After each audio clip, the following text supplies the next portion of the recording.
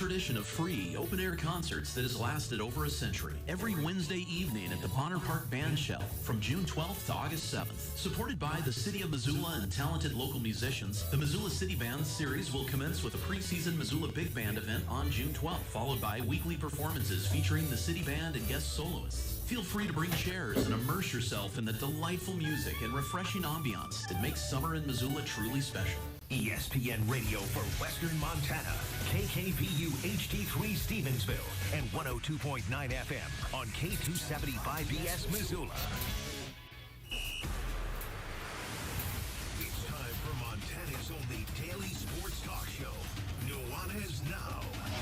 Watch the show statewide on SWX Montana Television. I like football! Now here's your host, Colter Nuanez.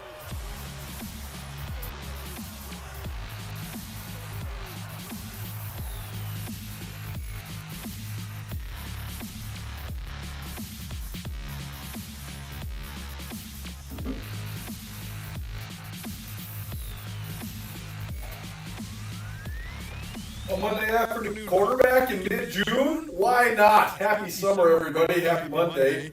Welcome in to Nuanez Now, ESPN Radio, SWX Montana Television, and the ESPN app. We haven't seen our Monday audience in a little while. Been a couple Mondays off because we have Memorial Day, and then I was off because I was on my way back from Las Vegas. So happy to be here on a Monday with you. This is my first Monday show since May 20th. This is Andrew's first Monday show since May 13th. So pretty good around here. We don't have to have the cases of Mondays because you don't even have to work. That's not true. We've been working. But just haven't been on the air a lot of Mondays here in a row. But here we are, June 10th. It's a beautiful day.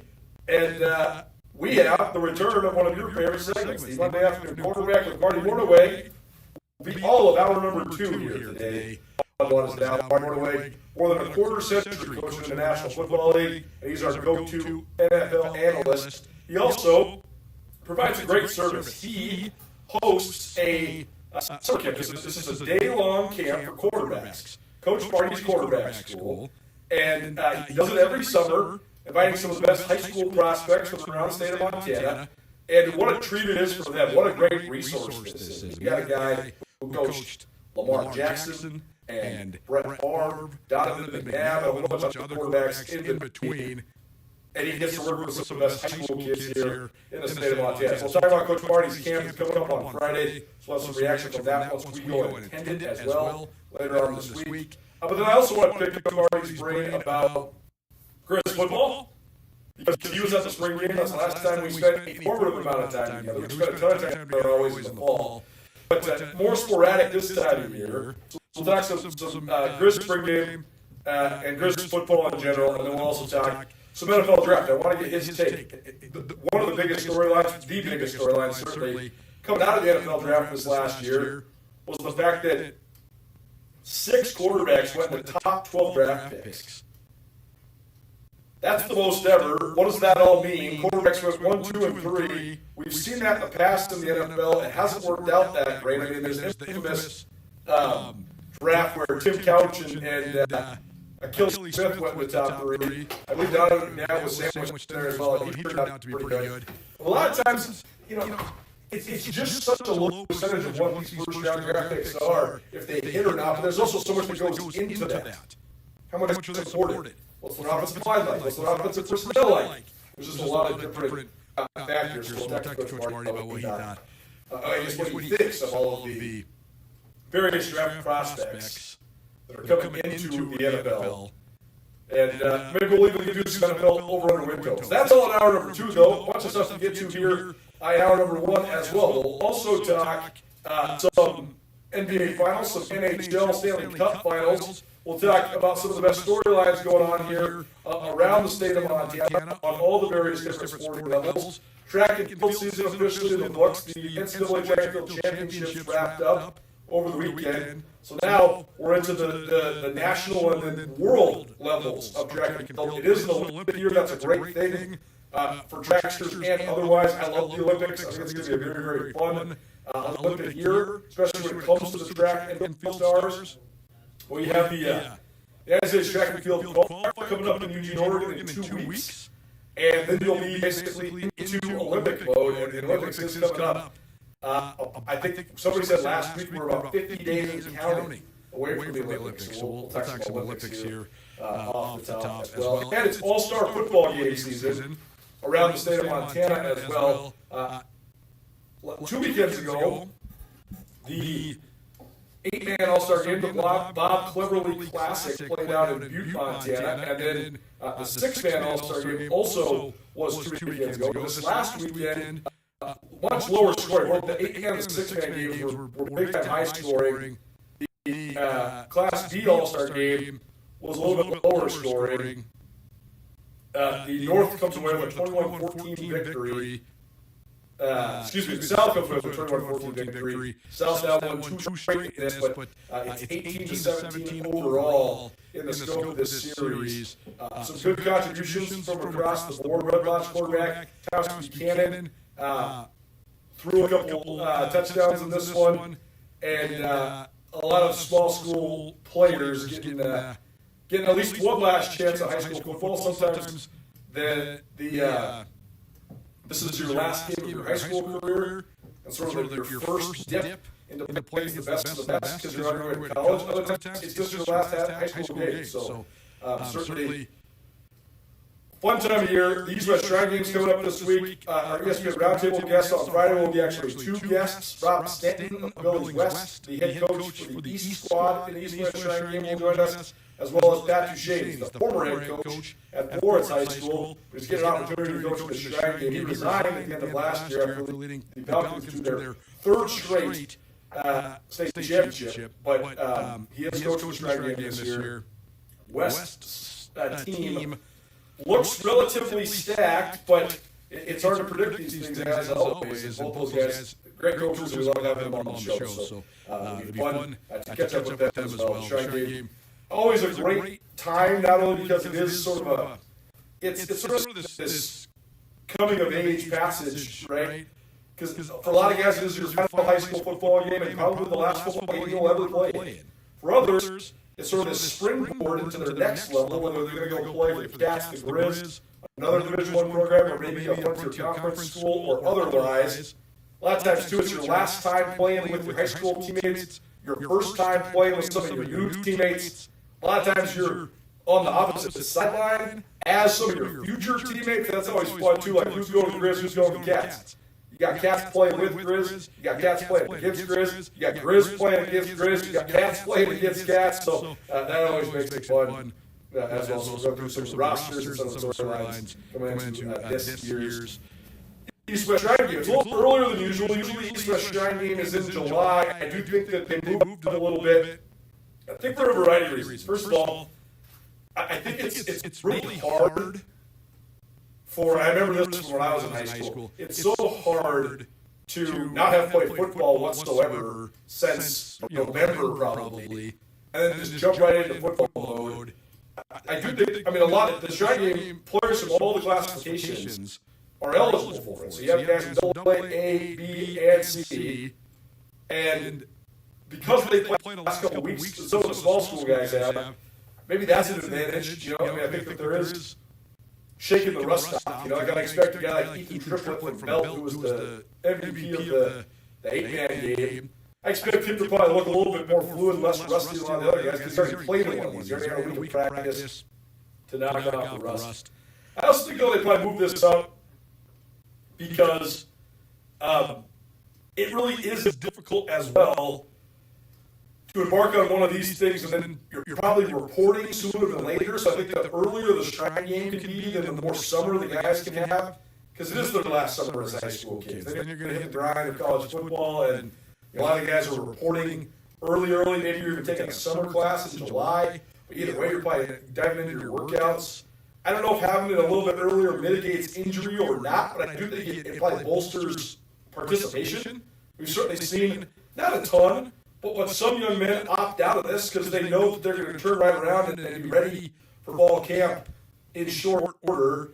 And we've also seen some guys suffer some bad injuries to the Shrine Game that were just really unfortunate. Like Trey Pickering, poor Bobcat tight end, he busted his knee up pretty bad in the Shrine Game his senior year. We saw Joe Olson, the kid from the Bozeman High, who was a great running back in high school. He blew his knee and he never really was the same. And that really detrimentally impacted his career at Montana State, and he had to hang it up early. So, again, I don't think moving the game up mitigates the injury part of it that much, but I think it's better timing for everybody involved.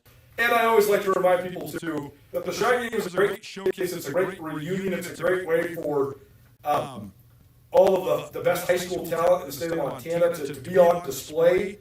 But more than anything, it's a great fundraiser for a great cause. They raise money for the Shriners Children's Hospital, and the Shrine Game in Missoula is often only rivaled by the Shrine Game in Texas, in Montana, excuse me, not Missoula. The Shrine Game in Montana is often only rivaled by the Shrine Game in Texas in terms of the amount of money that it raises for Shriners Children's Hospitals across the country. The Montana one perennially raises $100,000 plus dollars. They've gotten around $150,000, even $175,000 over the years. So that's really, really impressive. If you've never seen the work that they do at Shriners Children's Hospitals, it's unbelievable. And the young men have to go, I shouldn't say they have to, they get to go volunteer at some of these places. A lot of times there's some kids that are unfortunately oftentimes sick that get to come to practice or get to be the honorary captains, and that's a cool part of this thing too. Sort of the philanthropic elements of it, the giving back and the raising money.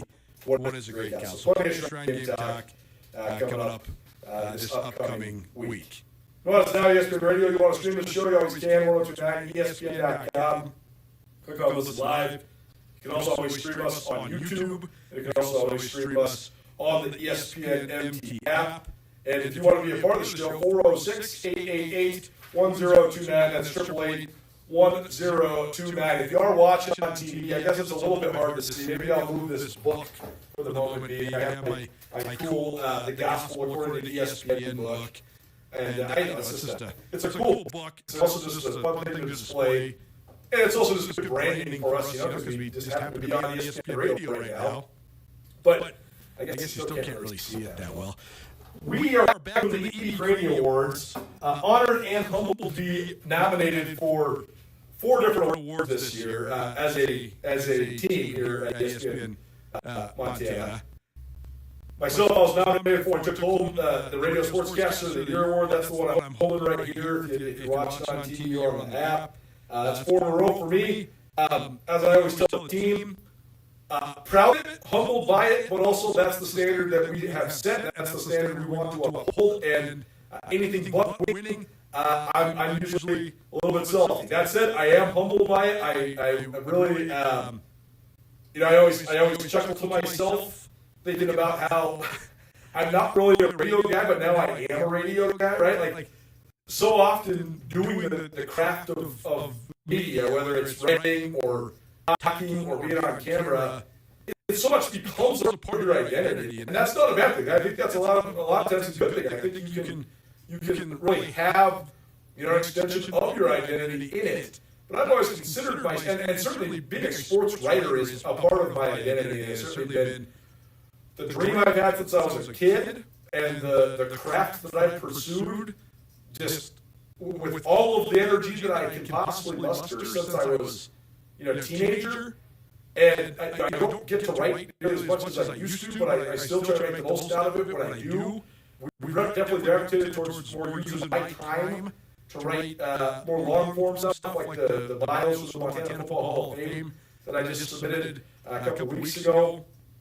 And Andrew Houghton has gone down that way a little bit too, just prioritizing the big features that we like to run on SkylineSportsMT.com. But now I think that you can say I am a radio guy, and it is a part of my identity, and I'm proud of it. I was going to say that in one of my speeches, but then I only got to give one, because the good news is we did take home Sportscaster of the Year. It was also fun to be nominated for Radio Program of the Year. That's the first time we've ever received that honor.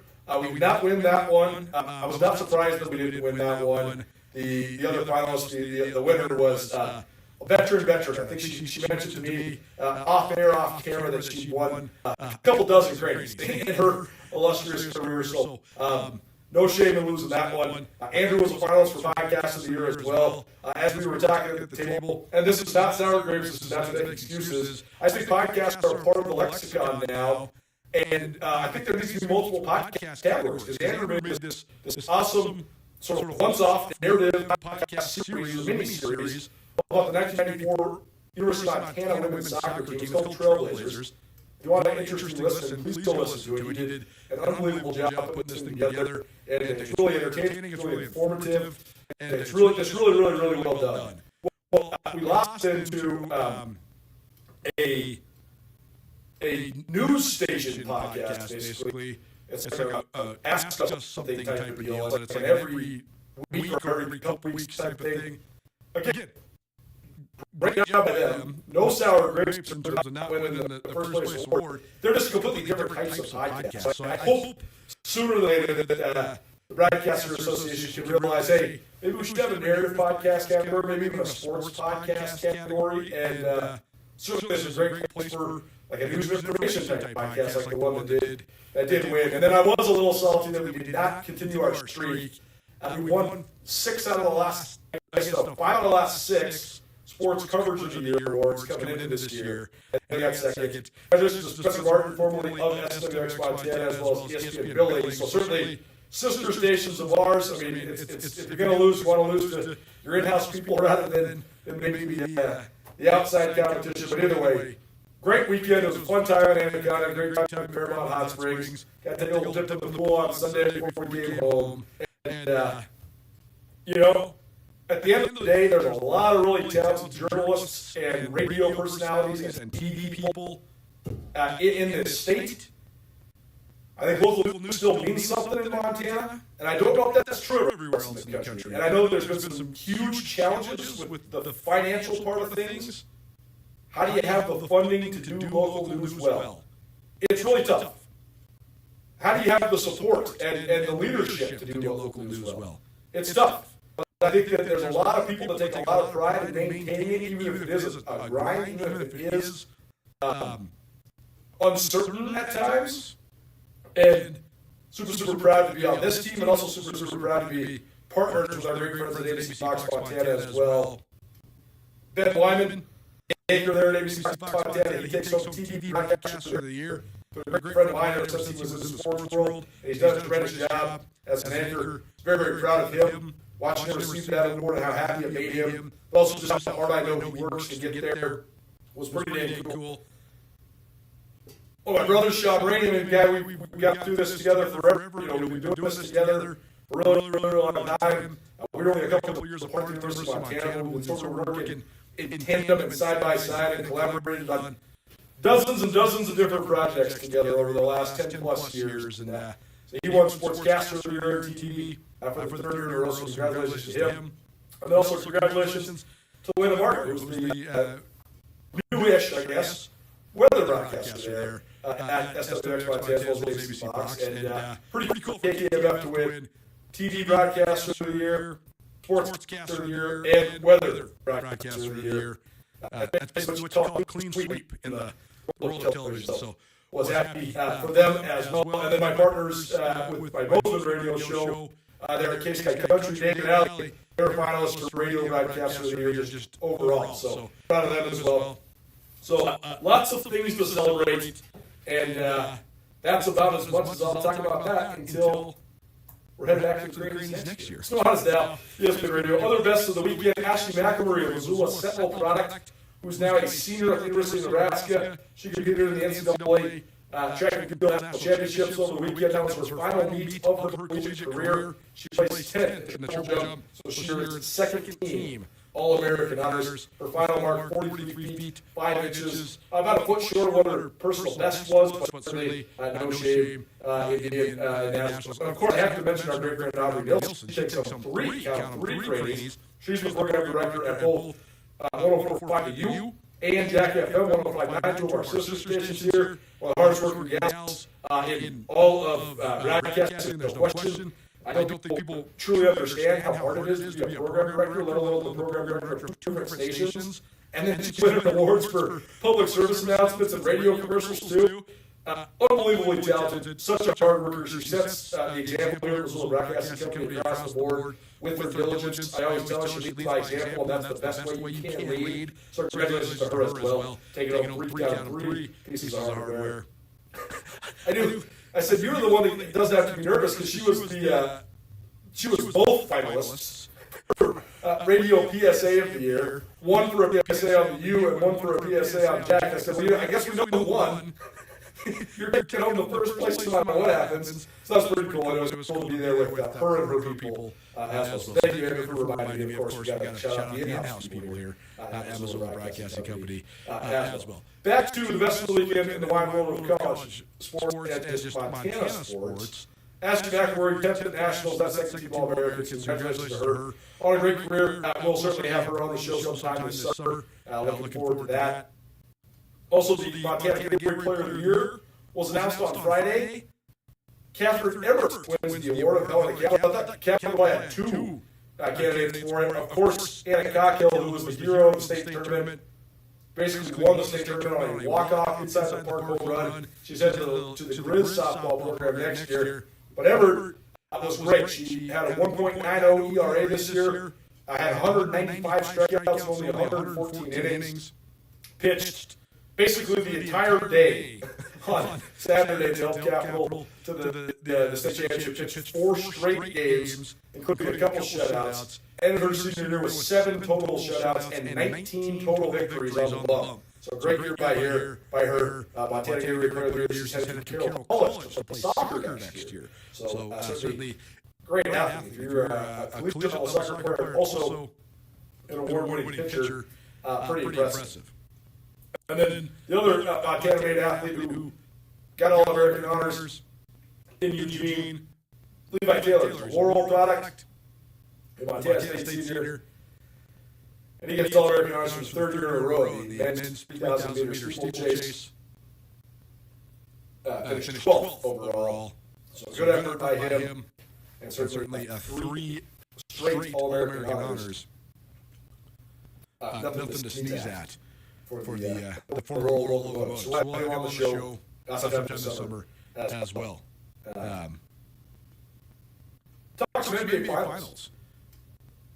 Actually, we're going to take a little bit of early break. This Montana Sports Hour, presented by Dazzler's Car Wash of Missoula. Treat your car like it deserves to be treated all summer long at Dazzler's. Might I suggest that unlimited package? It's going to save you a ton of money. If you're going to get your car washed more than once a month, you should just get the unlimited package.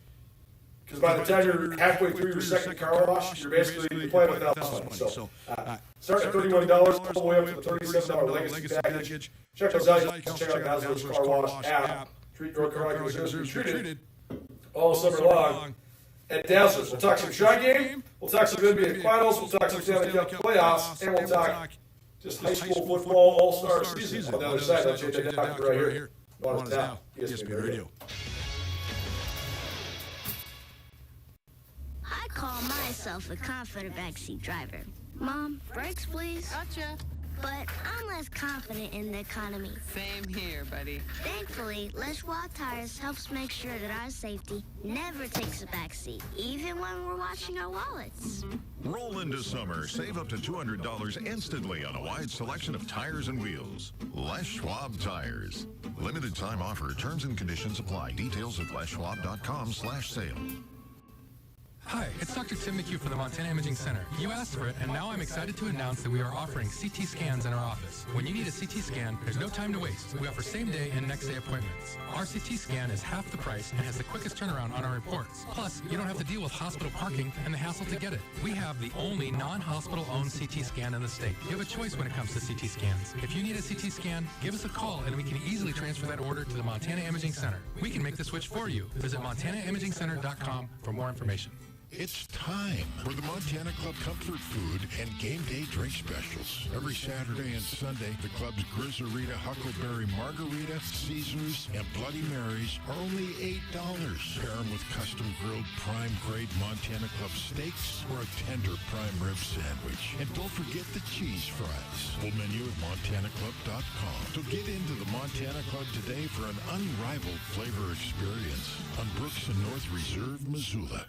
Affordable family fun entertainment. The Missoula Paddleheads are back in action with bigger promotions at a low price for the entire family. Baseball equals summer. Come enjoy a night under the lights at Oakland Park at Allegiance Field. First pitch for Tuesday through Thursday and Saturday games is scheduled for 7:05 with gates opening at 6. All Friday home gates will open at 5:30 and first pitch is at 7:05. Sunday matinee games will be at 2:05 with gates opening at 1. Tickets and more at GoPaddleheads.com.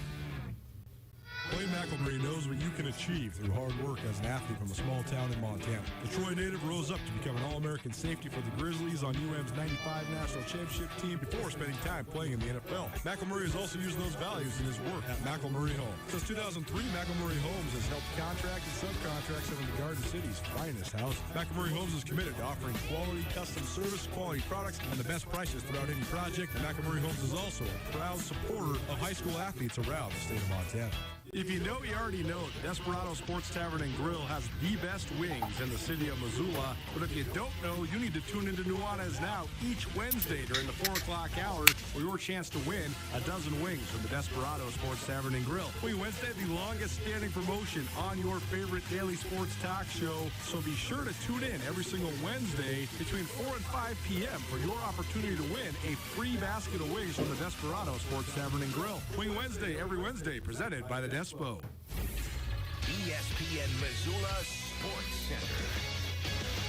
After leading Helena Capital to its first state title in more than a decade, Bruins ace pitcher Catherine Emmert was named the Montana Gatorade Softball Player of the Year Friday. Hello, I am Colter Nuanez. Emmert is the first Capital softball player to win the Gatorade Player of the Year award. This spring, Emmert pitched to a 1.90 ERA during a senior season that saw the Bruins tie the single-season program record for victories with 21. Emmert struck out 195 batters in 114 innings pitched, including 13 Ks and a 3-2 extra innings title game win over Kalispell Glacier last month. At the state tournament, Emmert tossed 4 complete games, including 2 in one day, allowing no more than 2 earned runs and striking out at least 6 in each contest. Emmert pitched 32 of an available 36 innings, striking out 48. All told, Emmert racked up 19 victories and threw 7 shutouts this past spring. She compiled double-digit strikeouts 8 times, and she also hit 5 doubles and drove in 20 runs. She plans to attend Carroll College to play soccer next fall. At the NCAA Track and Field Championships in Eugene, Oregon, Missoula native Ashley McElmurray earned second-team All-American honors for Nebraska. The Sentinel graduate and Cornhusker senior triple jumped 43 feet 5 inches to take 10th place at Nationals. Her final meet as a collegian, McElmurray won 3 individual state titles and helped Sentinel to consecutive team titles during her standout prep career.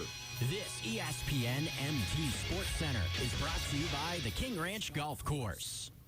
1, 2, 3. Is now on ESPN Radio.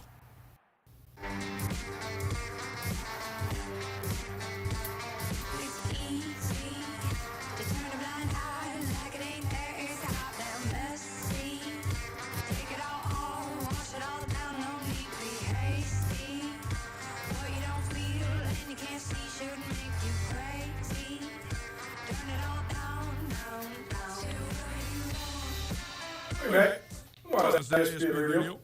Montana Sports Hour, proudly presented by Dazzler's Car Wash of Missoula, our next door neighbor here on Radio A. Treat your car like it deserves to be treated all summer long. At Dazzler's, more on the Class B All-Star game. It was in Red Lodge this last weekend. The South scored 21 unanswered points spanning the second and third quarters to race past the North for their second consecutive win in the Class B All-Star game. North opened up with a 11-yard touchdown run by Missoula Loyola's Talon Reynolds, who, by the way, will join us in studio tomorrow at 4 p.m. He is headed to the Grizzlies next year. If the name sounds familiar, well, his father Chase was one of the great running backs in the history of the Big Sky Conference at Montana. A Drummond, Montana product. So that put the North up 7-0. To the South, answer with a scoring drive of its own, Shane Williams, the Three Forks quarterback who led the Wolves to a great year. He plunged in from 2 yards out. Aiden Lammers, who set the single-game Montana rushing record, more than 450 yards in a single game earlier this year for Shepherd. He had a 5-yard touchdown run late in the second quarter to give the South a 14-7 lead. And then Williams scored a second touchdown for the final margin there. So congratulations to all those athletes that were in on that game for sure. Jefferson's Tyler McGrady was the South Defensive MVP, whereas Glasgow's Torrin Richards was the North's offensive MVP, and Florence's Ethan Porter was the game's overall defensive MVP. All-time in the series, the North leads 18-17, even though the South has now won 2 in a row. East-West Shrine game is coming up this Saturday in Billings. It's a great fundraiser for a great cause. I always try to really emphasize this, but they're raising money for Shriners Hospitals all across the state of Montana. And it's certainly a worthwhile deal. There's all sorts of events that go along with this as well. It's not just players that get honored in this game. It's a great honor for the coaches to be chosen to be a part of this thing. And there's also a bunch of cheerleaders that get chosen as well. Each squad will have their own cheer squad, so that's a great honor for those young ladies as well. And they do a great job of just raising money all across the board and giving back to the kids. So this is certainly a great event, and it's always a fun time in Montana. Take a look at the coaching staffs. As I mentioned, Rob Stanley, head coach of the East, who's from Billings West. He will join us on the show tomorrow, or excuse me, on Wednesday, as will Pat Boucher. Pat Boucher is the former head coach at Forest Carlton. Helped the Falcons to 3 straight Class B state championships, excuse me. And the head coach of the cheer squad is Julie Shepard of Shoto High School. Assistants in this game include Derek Gackel of Billings West, John Simpson of Billings Skyview, Wayne Bailey of Billings Central, Kyle Stanton of Miles City, Stacy Molt-Amp of Billings, who's the trainer, Jim Sturdivant of Great Falls, the coordinator, Charlie Round of Fairfield, who's assistant coordinator, and Brad Clark of Great Falls, is assistant coordinator. For Stanton, he's led the Gold Bears for 9 seasons. West won the state title in 2018 and played for the state championship 3 more times since then. Runners-up in 2020 and 2021. They made the quarterfinals 9 consecutive years. Stanton is also the head coach of the Boys and Girls Track and Field teams. 9 state championships overall. He was elected to the Montana Coaching Hall of Fame back in 2020. As coaching and teaching career dates all the way back to 1994, when he was at Miles City for a long time. He coached basketball, football, and track there at Miles City. He is a Baker native, played for Don Schillinger at Baker High School back in the day, and then was an All-American running back at Dickinson State. His son is playing this game as well, so great honor for Stanton to be able to coach his son Connor, who was a great player there for the Golden Bears. For Duchesne, as I mentioned, 3 straight state championships at Florida. He had his coaching career there with the Falcons in 2012 as an assistant, became head coach in 2017. The Falcons was the only Class B team to ever three-peat in Class B. There's been 3-time champions in Class A, Class C, but never in Class B, except for the Forest Falcons. So certainly a couple of big-time coaches in this game. Rather than rattle off every single name on the 2 rosters, because I feel like that would be repetitive, and, well, not even repetitive, it would just be boring radio. You can check out the Montana East-West Shrine Game rosters by visiting MontanaEastWestShrineGame.org. But a couple young men that I'm going to have my eye on for sure. There's a few future Bobcats and a whole collection of future Grizz playing in this game. For the East roster, McLean Berkeley of Billings Senior is headed to Montana State. I heard nothing but good things about him in terms of his overall athleticism. So he'll play on the East roster. Owen Reynolds of Red Lodge is also a wide receiver for the East. He's at the Grizzlies. He'll play defense in Missoula. The quarterbacks, that's always a big part of this. Because there's just 2 per squad. So who gets the rotation? What's it look like? Adam Bulkenbush is one of the quarterbacks. He's from Billings Central. I'm pretty sure Billings Central still runs the option, so I don't know if that's going to be an option-style quarterback, or he'll run more some of the pro-style stuff. We'll see. It could be a great little 2 quarterback system, though, with Thomas Buchanan of Red Lodge Redlaw's really good this last year. Buchanan, very talented athlete. He's 6'5", 210 pounds. So, that's fascinating to see, sort of how they manage the offensive stuff there. Other young men that I'm going to have my eye on, certainly Quaid Ash, great player, Bozeman High. He's an outside linebacker in this game. He was a tight end and outside linebacker for the Hawks. Bozeman, who was the Double-A state champion, they have a collection of young men on the team. Quaid Ash being one of them. Also, Cordell Holzer is a safety who will play in this game representing Bozeman High. Torjeski, who's headed to the Grizzlies as a walkout offensive lineman. I don't know one of the big boys up front. He goes 6'5", 245. So certainly some size. And then Rocky Lencioni, who is a Montana State-bound wide receiver. I think one of the best overall pure athletes in the state of Montana. 6'4", 200-pound wideout. He's headed to Montana State, and he's the fourth Bozeman High guy on this East roster. Nuanez now, ESPN Radio, it's our Montana Sports Hour. Probably done by Dazzler's Car Wash of Missoula. Just a couple guys from Village West who will be very familiar with Rob Stanton. Connor Stanton, of course. Rob saw he's playing corner in this game. And also Brady Zimmer, who's an offensive tackle. I think this kid has a lot of upside. Zimmer is headed to Montana State to play football. He's 6'6", he's only about 230 pounds. He's a really good basketball player. Like one of his dunks in the Double-A tournament was certainly one of the highlights of the weekend here. So, because it was in Missoula. So, we've seen this over and over throughout the years. You got the big, long, tall young man who's got long levers. But I mean, at 6'6", 230, he's pretty skinny still. But he's got good footwork. He runs really well. So I think that I think he's got a lot of upside. That's definitely one of the guys I'm going to have my eyes on. Other guys who I expect to have serious contributions for all these guys are good. I mean, when you're talking about 40 guys on the roster, you're going to play a bunch. There's usually like 1 or 2 or 3 guys at any given position. Miles Wilson-Harden is a running back that should get some good run. Isaiah Brown on Great Falls High will also get a bunch of carries. Aiden Lammers, who we just mentioned, was a great standout in the Class B All-Star game, was one of the most prolific rushers in Montana at Shepherd High School.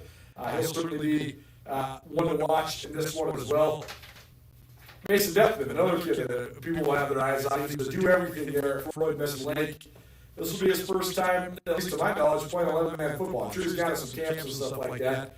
But he'll get a chance to show how his skill set maybe can translate from the 8-man ranks to the 11-man ranks. He's got a lot of physical upside. So he's going to be a developmental project, certainly. But he's a winner. Like Floyd Messon Lake won a ton of football games. They were good at a variety of different sports. He was, he tore up in basketball as well. So he certainly has that sort of that type of winning mentality. A couple more highlights from the East roster. Josh Woodbury, kid out of Gallatin High School, certainly one of the best linebackers in the state of Montana. I'm going to do some research on the break. I cannot imagine that Woodbury isn't going somewhere. He's really good and has been a contributor at Gallatin High the last couple of years, and he'll certainly be one of the top guys to watch for the East squad. Certainly will be one of their anchors defensively. And I think that's about it in terms of the highlights on the East roster. I'm just going through this right here in real time. But on the West roster, a whole bunch of guys that are either current teammates or future teammates. First of all, Buchanan County High School is represented by 3 young men. They were the Class A state champions. Cooper Anderson, who's a standout safety. Keith Christensen, one of the 2 quarterbacks. Christensen had the storybook ending in Class A when he had the walk-off touchdown 2-point conversion to lift Dillon to the win in overtime. Keith Christensen will split time with Carter Kraft, who's a great Helena High quarterback, who's going to go up to the running back at Sac State. That's an interesting fold for sure. Kraft is such a good athlete, and I thought he was a pretty good quarterback too. He's a little bit short. He was, speaking of Coach Marty Mornaway, joining us in studio at 5 o'clock. Carter Kraft, I got to know him a little bit. because he was at Marty's camp last year. He's walking a little bit of an unorthodox path. Autographs headed to Sac State next year, and projected as a running back there. He'll play quarterback one last time here in this East-West Shrine game. By the way, the third B-Ray County High School young man on the Shrine roster, Max Davis, who's a 6'3", 195-pound outside linebacker. Probably the number one thing that stands out about the West roster is how many future Grizz there are. You mentioned Owen Reynolds and Torrin Jeske as future Grizz on the East roster. We also got Castro Cucina at Glacier High School, who is a great athlete, had some awesome times during track and field. He's listed as an athlete here, so I don't know if they decided if they're playing defense or playing offense. He's probably going to be a safety, maybe a receiver, though. Montana, he can really, really run. He's running sub 11 seconds in the 100 meters. If the last name sounds familiar, especially to those of a certain age around western Montana, he is the son of Shango Cucina, who was great safety for the Grizz in the mid-1990s. Also, Michael Cucina, the older brother, was a great player, too. Both those guys hail from Stevensville. Now, at least Sean and Cash living up in the Valley Valley there, playing at Glacier. Isaac Kyle, also a former Glacier Wolfpack stud who's headed to the Grizz. He's coming in at 6'4", 235, so a great frame.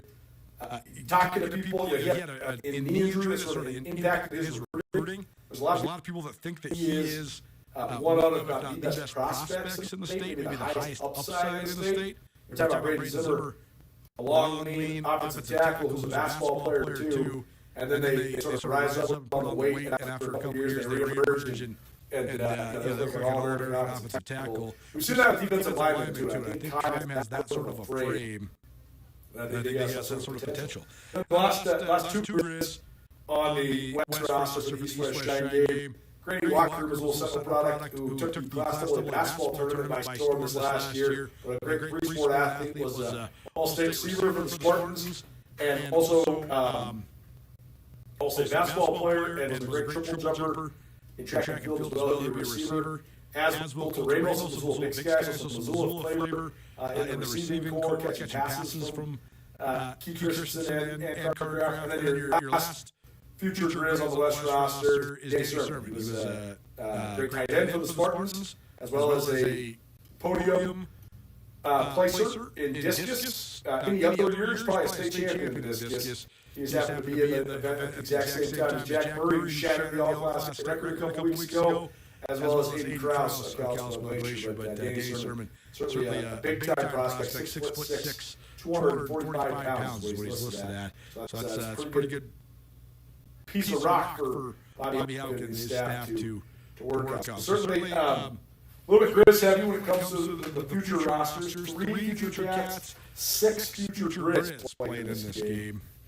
So, excuse me, 4 future Cats, because you have to put Braden Zimmer in there as well. I somehow left him off the list, but then when we got to the roster, of course, he can plug it right in. Other guys that we've been watching from the West, George Sanford's a very intriguing athlete. He's awesome at Missoula. Big guy. He's not very big, he's only about 5'8", 160, but he's really, really fast. He's big play capability. He was great in track and field this last year as well, so he's certainly a very good player. Cole Dawes was a big contributor on the offensive line and defensive line at Helena Capital, so he'll certainly be one of the anchors on the front for that West team as well. Taylor McMaster, another young man from Jefferson High School. He's one of the best centers in the state. Dalton Noble, of course, got to mention him. He's a future Cats. I guess there's 2 more future Cats. There's actually about even 50, 56, and 6 on each roster. But Noble, he was headed to Army, and now he's headed to Montana State. I think that's a pretty good get there. Cade Schliemann, another guy on the offensive line. I got to imagine that's Doug Schlieman's kid. That's a pretty unorthodox last name. Doug coached offensive line at Montana Tech for years, so certainly he's got some pedigree as well. And Andrew Burrows, a guy that's going to throw discus at Idaho State. He's playing this game as a defensive end.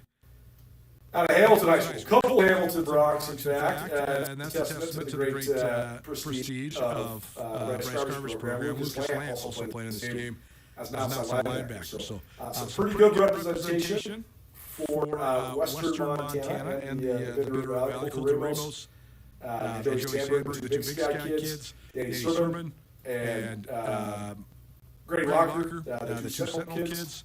No Hellgate kids, but you do have some River Valley representation as well. We mentioned the New Hamilton young men. Aaron McLaughlin, a defensive tackle from Florence, and Ethan Alexander, a D-end out of Florence, both represented here. And then you also have Isaac Stoker of Corvallis, too. So plenty of Western Montana flavor. Actually, 3 guys from Florence. Tyler Hammett also needs to be added to that list, too. So plenty of Bitter Valley, Western Montana, even Missoula Valley counties on this East West Shrine Game Western roster. We'll have more on this a little later on this week. Matt Duchesne, head coach of the West of Florence, and Rob Stanton, head coach of the East from Billings West, will join us on Wednesday. Listen to Nuanez Now. Turn Montana Sports Out, presented by Dazzler's Car Wash of Missoula. Treat your car like it deserves to be treated. All summer long at Dazzler's Car Wash. I told you we were going to attack some NBA finals, and we must. So we will on the other side. Can the Mavs figure out a way to get on the board? How do they do it? Also, how big is game 2 tonight in Florida for the Edmonton Oilers? We shall discuss. Keep it here. CSB Radio. A trio of Grizz greats headline an annual Night to Remember this year at the Montana Football Hall of Fame. Chase Reynolds, Mark Mariani, and Matt Clark are all essential pieces of the fabric of the history of football in Montana and at the University of Montana. All 3 famed record-setting former Grizz will be inducted into the Montana Football Hall of Fame. Please join the Montana Football Hall of Fame for a Night to Remember on June 22nd in Billings. To buy tickets to the banquet or find out more information, visit mtfootballhof.com or visit any Universal Athletic outlet in the state of Montana. Because the bears in the hood are always starved. They'll go through the trash in your front yard. Make sure you keep your trash inside or the bears in the hood will dumpster dive. It's that time of year. Time to be bear aware. Grizzly Disposal wants you to keep your trash bins inside until pickup or call them to get one of their bear-proof trash bins delivered. Visit grizzlydisposal.com or call 406-541-7171. Grizzly Disposal, the only bears that should be in your garbage. The King Ranch Golf Course isn't just for golf enthusiasts. You're invited to host your next event at their spacious venue that offers picturesque Clark Fork River scenery. A dining room perfect for showers, birthday parties, reunions, or company parties. Planning a wedding? There's a large outdoor venue space and luxurious Airbnb Stonehouse for accommodations. For more information about leagues, season or daily fees, or to reserve a beautiful venue, give the King Ranch Golf Course a call, 406-626-4000. Want to know what it means to bank like a local? Ask your neighbor, ask a business owner, ask a friend. They'll tell you they trust Farmers State Bank for personal, commercial, and mortgage banking, and so should you. Banking that fits your lifestyle wherever life takes you. So go ahead, bank like a local. Choose Farmers State Bank. 10 brick and mortar locations and online at farmersebank.com. An equal housing lender and member FDIC. Get ready, Montana. Place bets on your favorite teams and games, both collegiate and professional, with Sportsbet Montana. With over 500 locations statewide, it's never been easier to get in on the action. Choose from spreads, money lines, parlays, and more. Excitement? You bet. Action? You bet. Winning? You bet. Visit sportsbetmontana.com or download the app now. Sportsbet Montana, Montana's exclusive sportsbook. Let's cover our city with art. The City of Missoula Public Art Committee invites artists residing in Missoula County to apply for a public art project to create art on traffic signal boxes located throughout Missoula. The goal of the project is to use local traffic signal boxes as canvases to enhance Missoula's visual surroundings. The boxes to be painted are Highway 10 West and Mary Jane Boulevard and Palmer Street and West Broadway. The deadline for applications is Friday, June 14th. Find the application online now at publicartmissoula.org. It's Nuanez Now on 102.9 ESPN Missoula. Watch the show statewide on SWX Montana Television. Turn your back, you're a broken man. They come around and just dying to shake your head.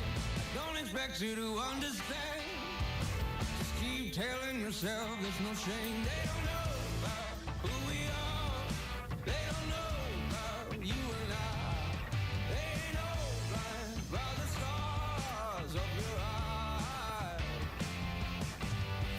It's funny, somebody was asking me the other day, you go anywhere in the world. Actually, this is actually a funny story.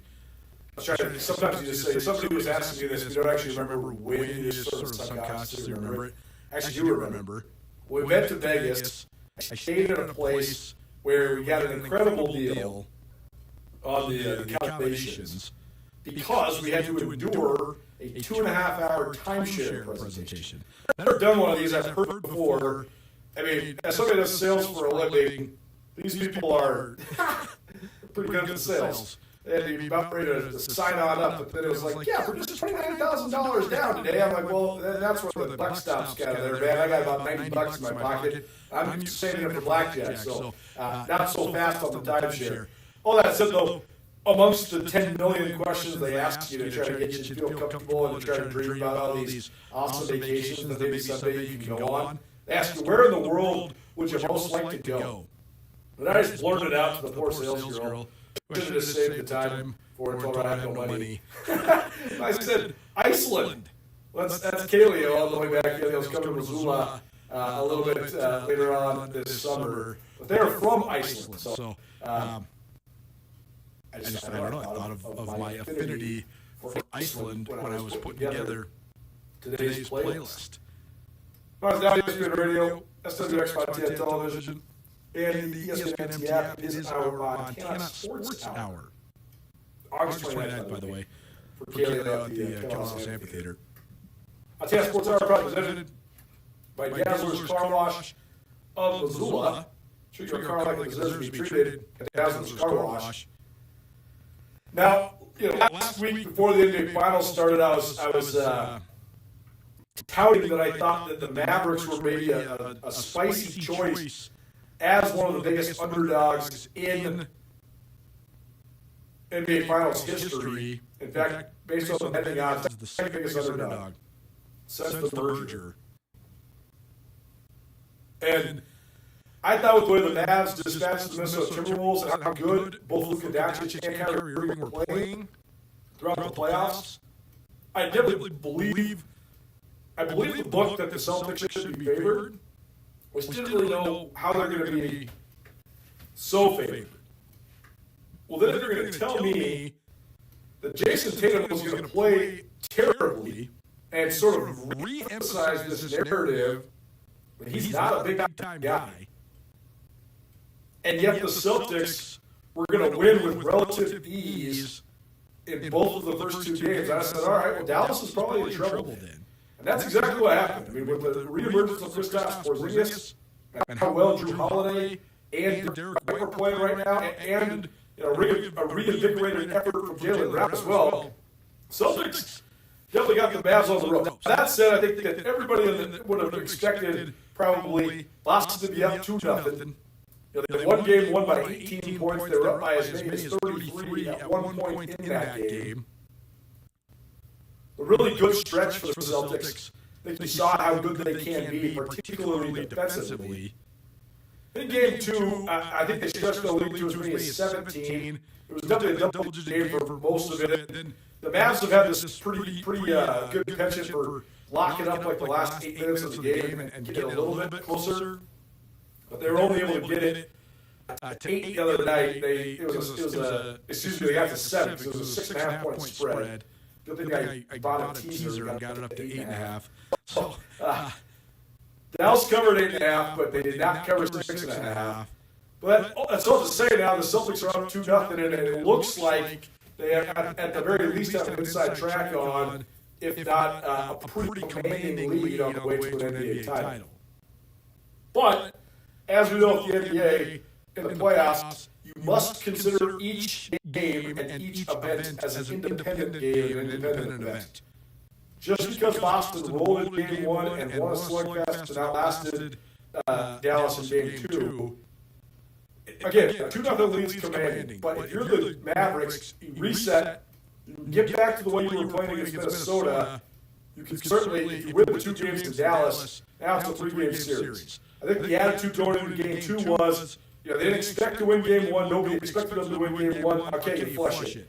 If we can steal game 2, we still home court advantage. You didn't steal game 2. Now you got to take care of your home court. If you win those 2, go back 2-2.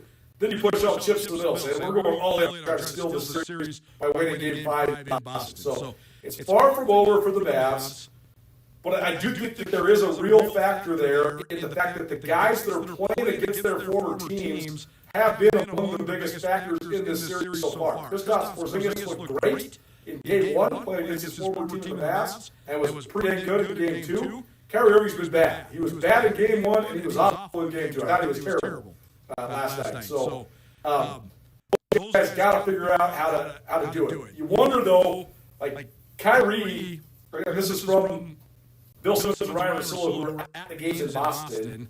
They're obviously Boston guys, and they're pretty Boston biased, but they do have a good lens on the Celtics and just on the vibes of the Boston Garden.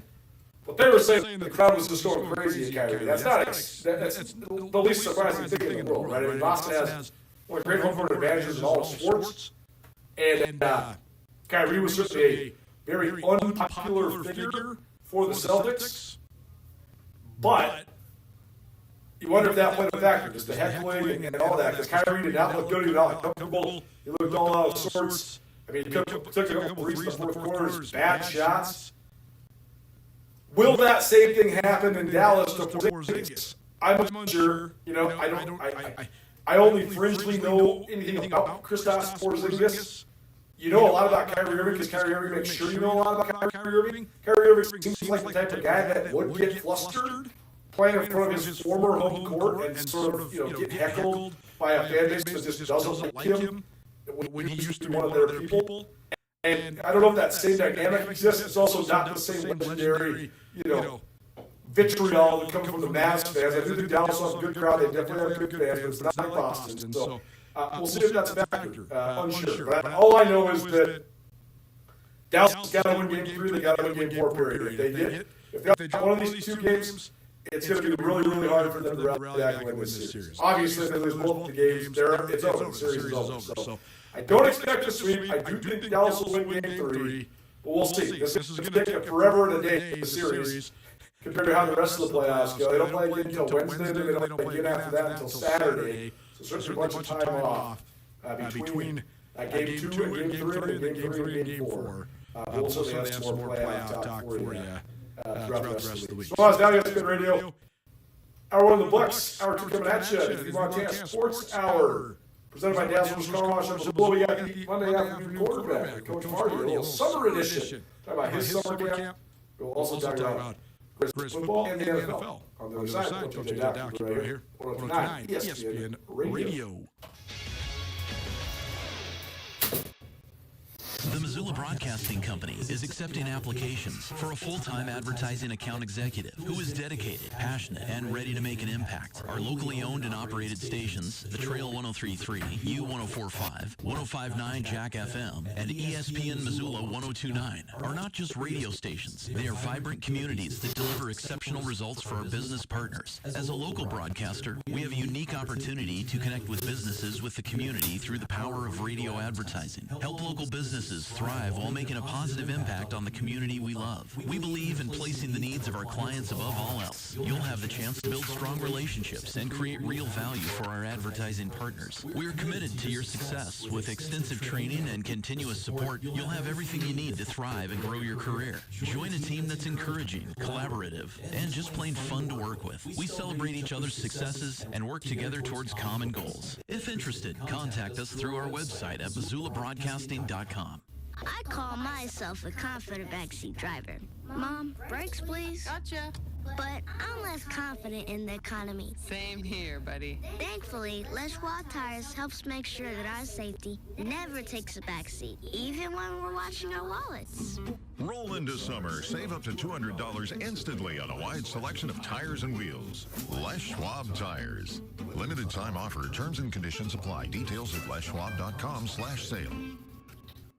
Do you want to take your golf game to the next level? To be the best you can be on the links, knowing the course is essential. At Candy River Golf Course, they have a brand new fleet of golf carts complete with the Shark Experience, a state-of-the-art GPS system that offers precise distance-to-pin measurements, hole flyovers, pro tips, and more. In addition, music and entertainment choices provide any golfer with all you need to thrive at Candy River. Located in East Missoula, Candy River offers a championship golf experience set on a beautiful, immaculately curated course. For more information, visit CandyRiverGolfClub.com today. Wayne McElmurray knows what you can achieve through hard work as an athlete from a small town in Montana. The Troy native rose up to become an All-American safety for the Grizzlies on UM's 95 National Championship team before spending time playing in the NFL. McElmurray has also used those values in his work at McElmurray Homes. Since 2003, McElmurray Homes has helped contract and subcontract some of the Garden City's finest houses. McElmurray Homes is committed to offering quality custom service, quality products, and the best prices throughout any project. And McElmurray Homes is also a proud supporter of high school athletes around the state of Montana.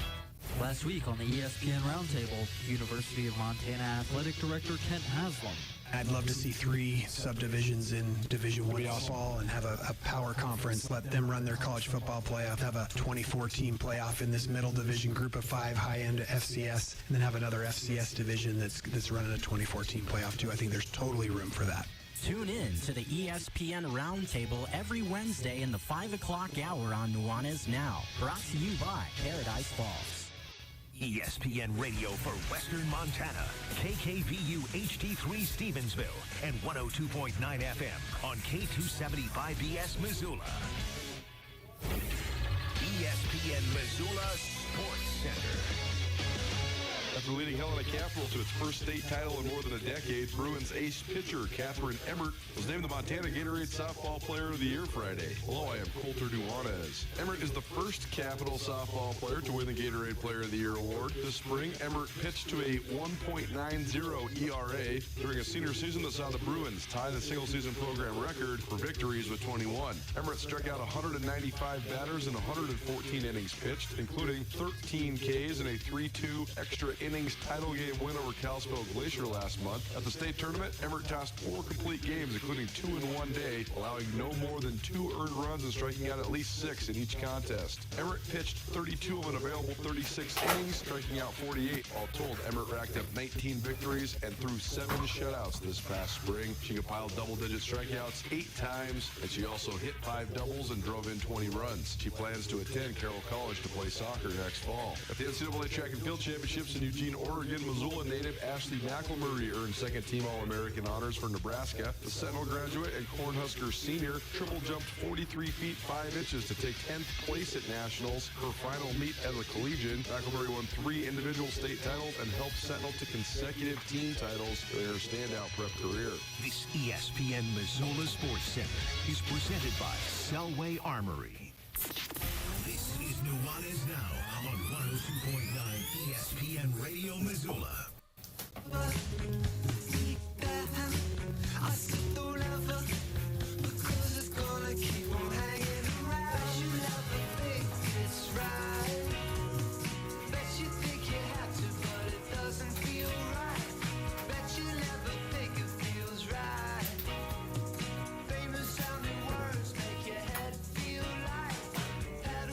Welcome back. Nuanez Now, ESPN Radio. A great start to your week. Thanks for tuning in. No matter if you're listening on 102.9 FM around Western Montana, or if you're watching on television, SWX Montana TV, or if you're streaming on the ESPN MT app. Appreciate you being here no matter how you are. If you missed anything the first hour of the show, went around wide world of sports in the state of Montana. A couple All-Americans in the state of Montana, including Ashley McElmurray, Nebraska senior, who took 10th place in the women's triple jump of the NCAA National Championship. Also, Levi Taylor, a Laurel product at Montana State. He takes 12th in the 3,000 meter steeplechase. So a couple Montana-made All-Americans in the world of track and field. We also talked some track game, we talked some Class B All-Star game, and everything in between. So, missing in the first hour, you can always find out on the Nuanez Now podcast, probably presented by the M Store, where they're all the time, and the Montana State Bookstore. Visit msubookstore.org. We got a treat for you today.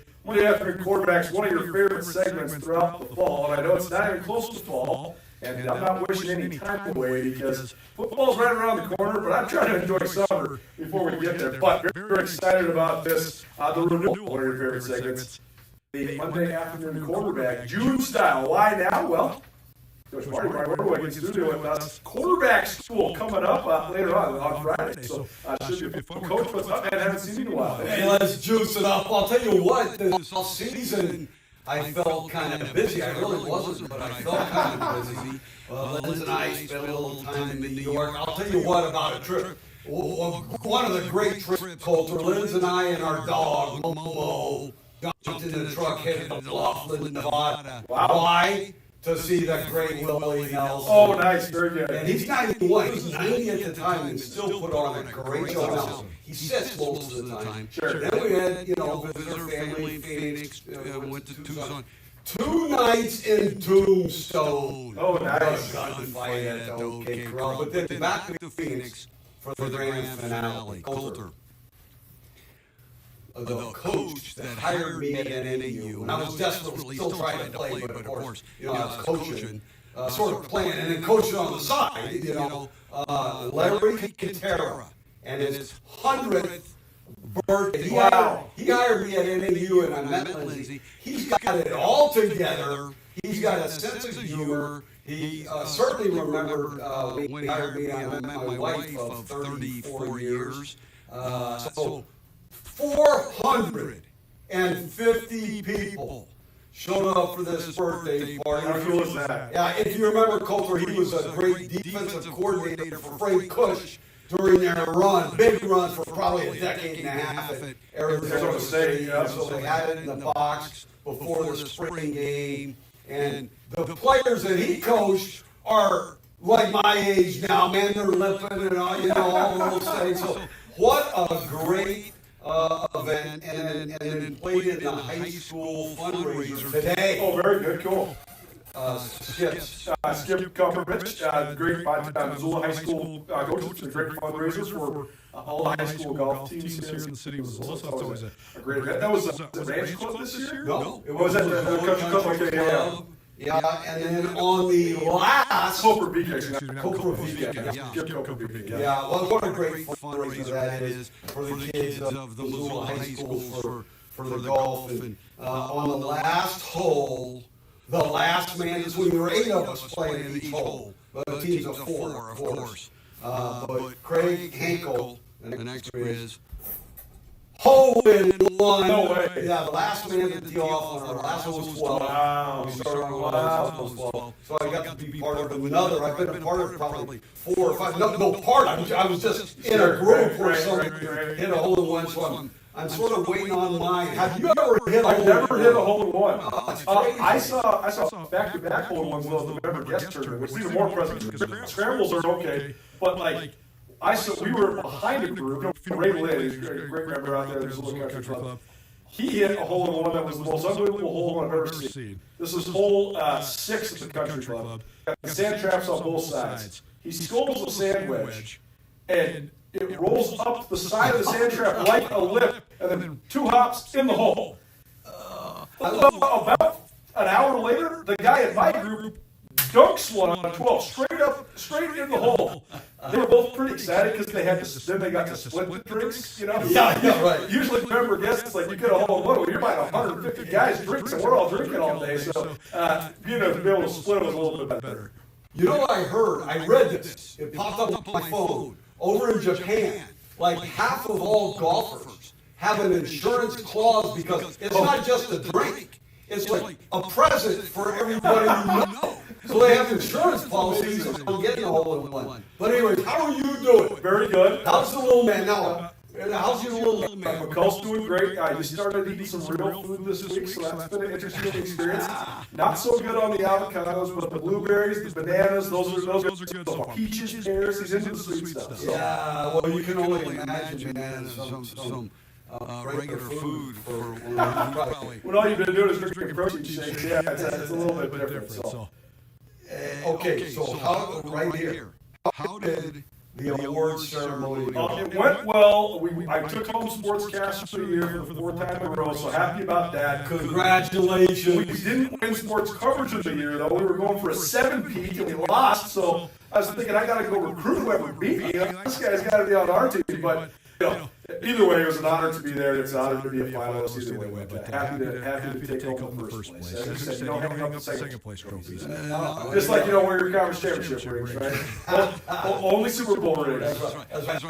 Unless you're done playing, and that's the only one you got. Yeah. Well, I'm glad you got to make the trip to see Larry Kent. I was actually thinking about Coach Kent. I've never met the man. I know next to nothing about him besides what you've taught me, but I was just thinking about him just because he's at Northern Arizona for not that long, about 5 years. But what a coaching tree he had down there. You were down there, Andy Reid was down there. There's some guys Brad Childers, right? Callahan, I mean, you're talking about 4 guys that are NFL head coaches. Like, that's pretty impressive to have on one Big Sky Conference staff in the mid-'80s. No, he's very proud of that as well. I bet. However, I knew back before he started coaching, he was in Okinawa, right? In the Navy. He's a Navy man. So this birthday party wasn't 100% just about football. Sure. You had military men. We stood up, said the Pledge of Allegiance, the Star Spangled Banner, all of that.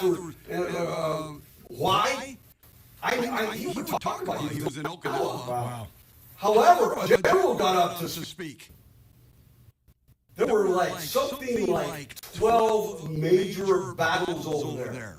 Larry Kentera was in 9 of them. Oh my gosh. So I'm talking to him afterwards. I go, Coach, I didn't realize you were in 9 of them. I knew you were in one big one. Right. He's going, oh, hell, I got lucky. That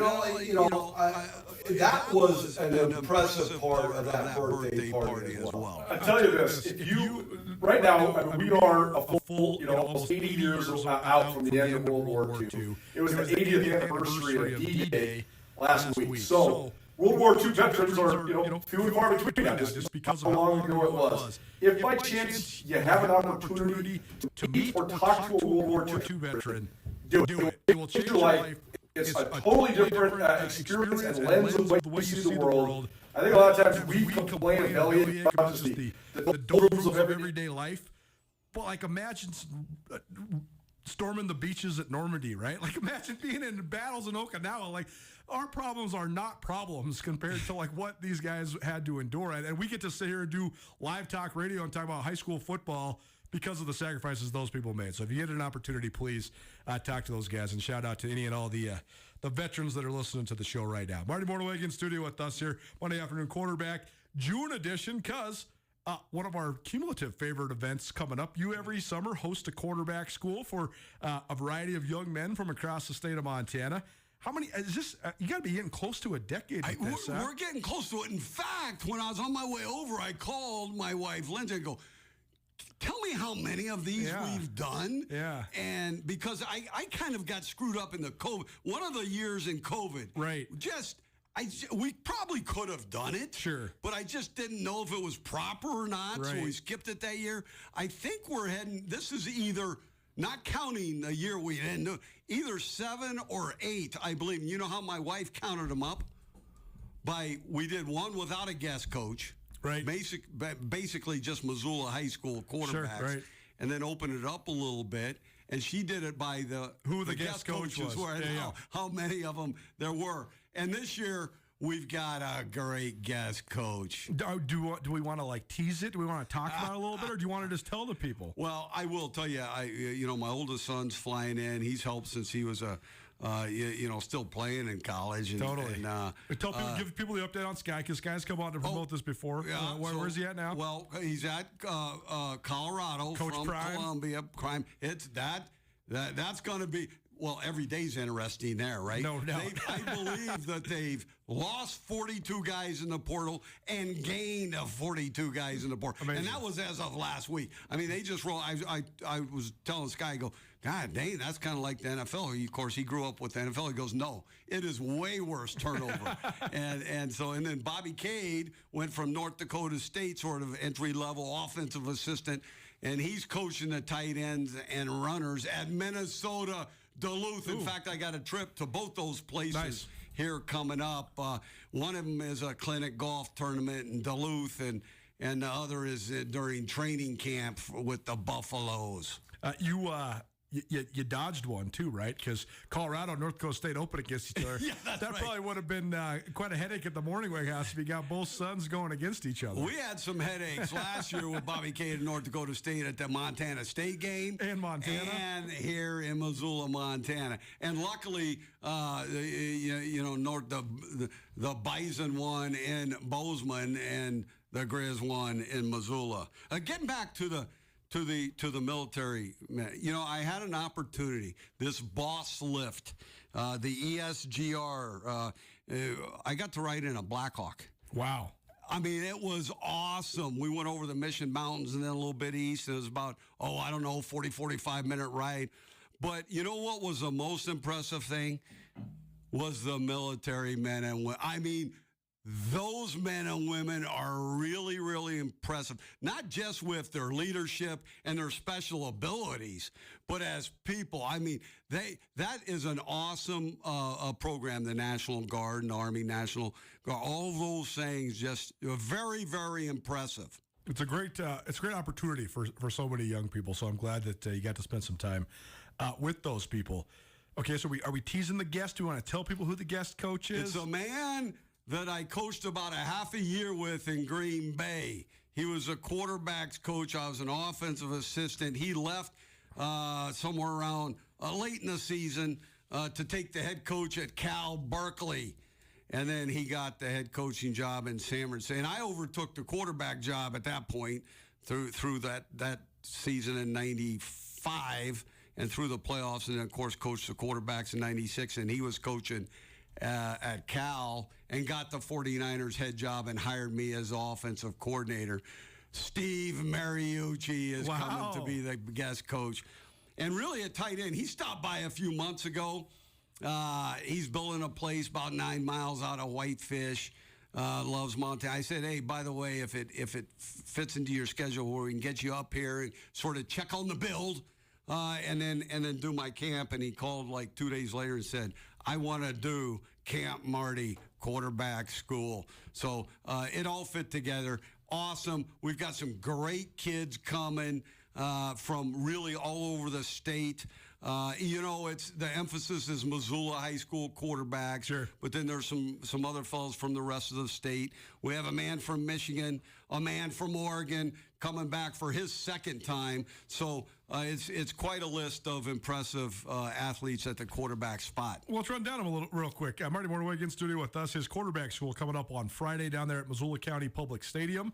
If people want to come hang out, they can come watch this. Our doors are wide open. Yeah. One thing I've really enjoyed was more and more high school coaches sort of hang with us in the classroom and on the field. That's been a great opportunity for me. You think it's an opportunity for them, but I told some of the coaches I have more fun probably than the fellows that are attending the camp. Totally. So here's a list, rundown real quick of the kids that are coming. You have Eli Casper and Avery Omelet of Big Sky.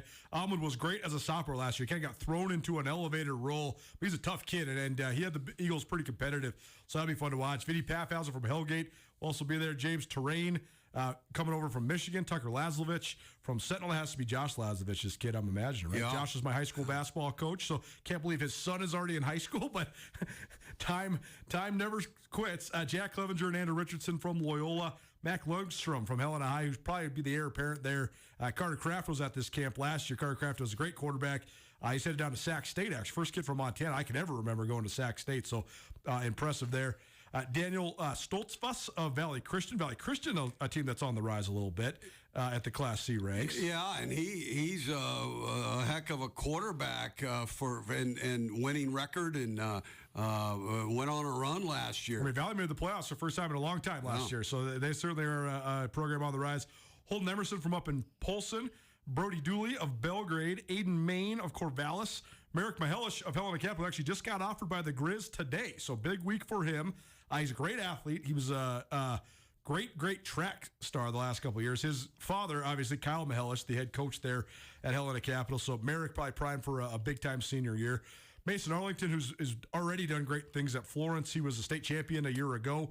Very talented kid. And then Brooks Vincent will probably be the heir apparent there at Butte High. And then you also mentioned Jack Wilson. He was only a freshman last year, I think, right? Yeah. He's really, really talented, too. His dad's got a famous name, Brian Wilson, both, pitching and the Beach Boys. I like the Beach Boys as well. Oh, yeah.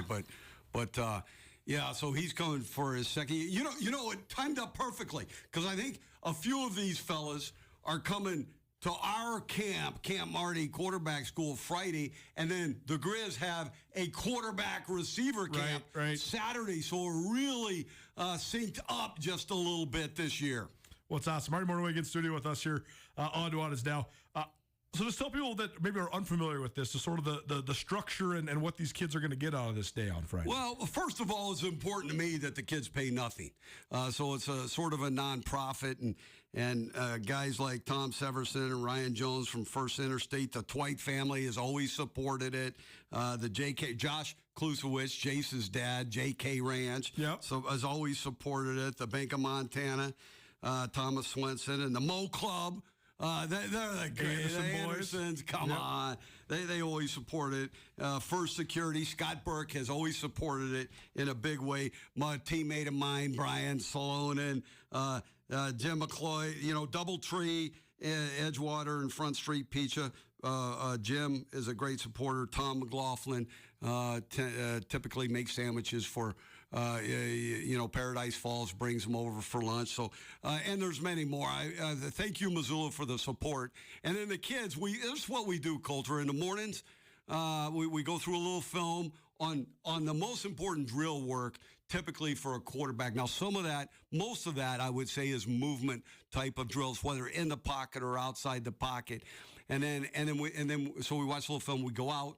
And then they need to take these drills home with them, work them daily, constant, to get really good at them. And you can tell if a fella has been in our camp before, and then the next year, boom, he has elevated his game, at least drill work. Then we go in and have a little lunch, and we go through the 4 most important reads. And I tell the fellas, I tell the young quarterbacks, high school quarterbacks, if you can be an expert at these 4 reads, a horizontal stretch, a vertical stretch, an all-go type of read, and then over-unders like a dagger.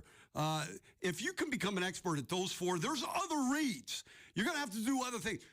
But if you can become an expert at those 4, you can read anything that your coach asks you. And so we go through progression and reads in the afternoon. That's what's so fun to watch is a lot of this stuff, because this man coached in the NFL for more than a quarter century. But a lot of this stuff is actually pretty simplistic, but it's just about getting them to do it the right way and repetition when it comes to the fundamentals, right? I mean, that's one thing you emphasize big time. I was surprised because I was coached by great coaches, including Mike Holmgren was my quarterback. He grabbed me when I was 14 years old and taught me how to play the quarterback position correctly. Decision-making, accuracy, timing, and then lay it all out there with a little passion. I mean, it's simple. But he took me through, when I was about 14 and through my high school career, basic reads and how to do it. And it's very, very simple.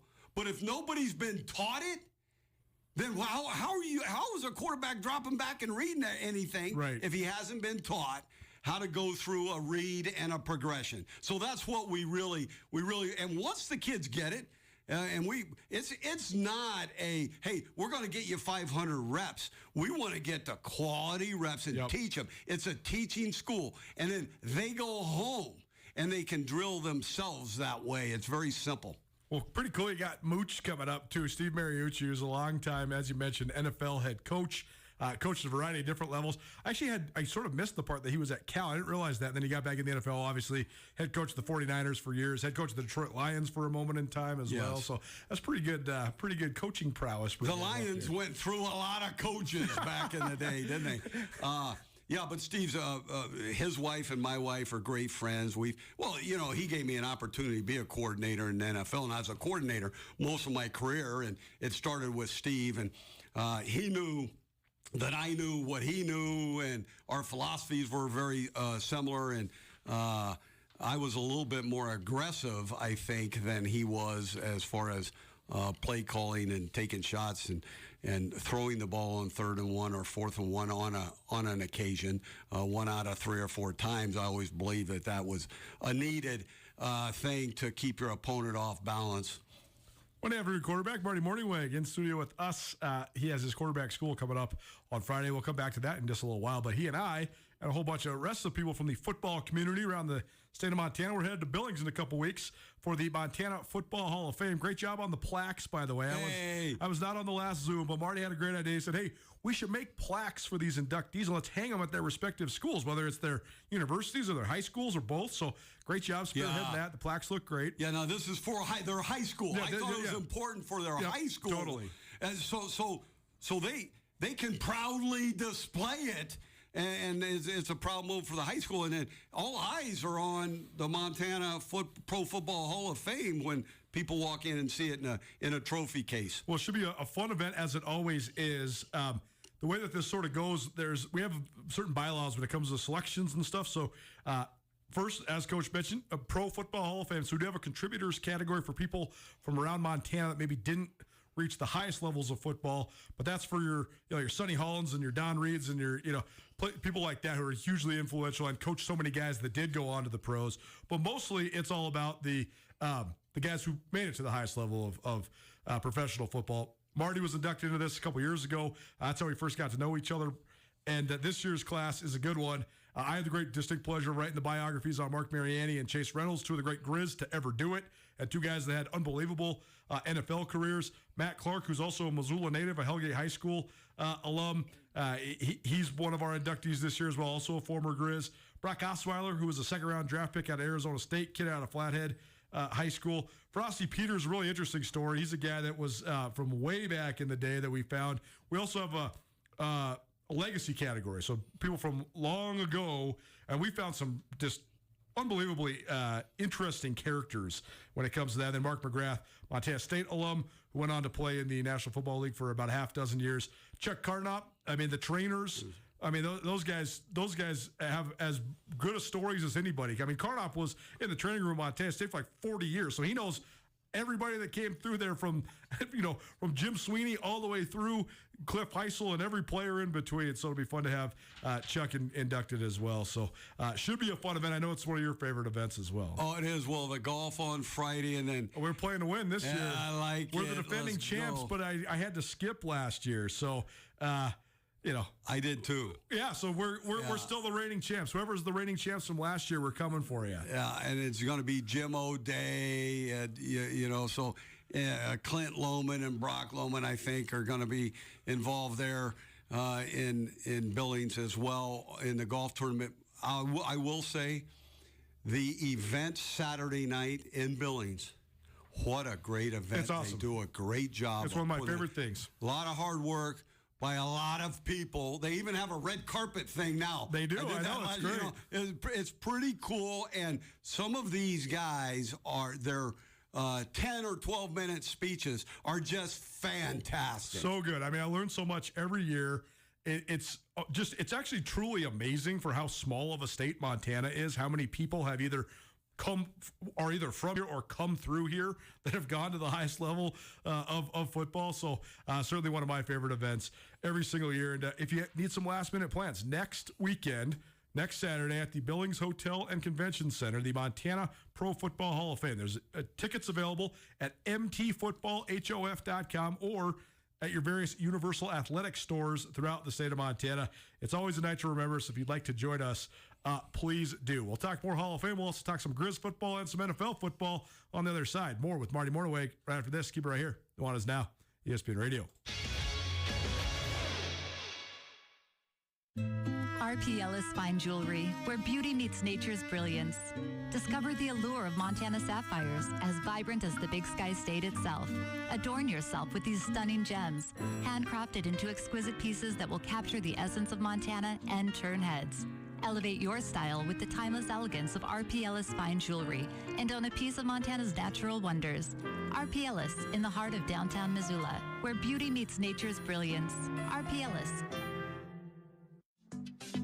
What's up, Missoula? This is Junior Bergen from your Montana Grizzlies. Did you know for just $31 a month, you can get unlimited car washes at Dazzlers? I always take my Jeep to Dazzlers. It's the most efficient and most thorough car wash in the entire city of Missoula. Download the new Dazzlers app for as little as $31 a month. You can get unlimited car washes. And for $37 a month, you can get the best car wash Dazzlers has available. Treat your car like it deserves to be treated at Dazzlers Car Wash of Missoula. It's the most efficient and most thorough car wash in the entire city of Missoula. Simon from Craven's Coffee on celebrating 30 years of passion for coffee. I don't think you can do this 3 decades without having just a really intrinsic passion for the coffee and for everything that it encompasses, for everything from these countries where it is grown to farmers and the farm families and the port staff and the cooperatives and then the export people who tie things in with the mill, who then deal with the importers. What we've always tried to do is keep the minimum number of levels between us and the farmer. We ideally want it to be 4.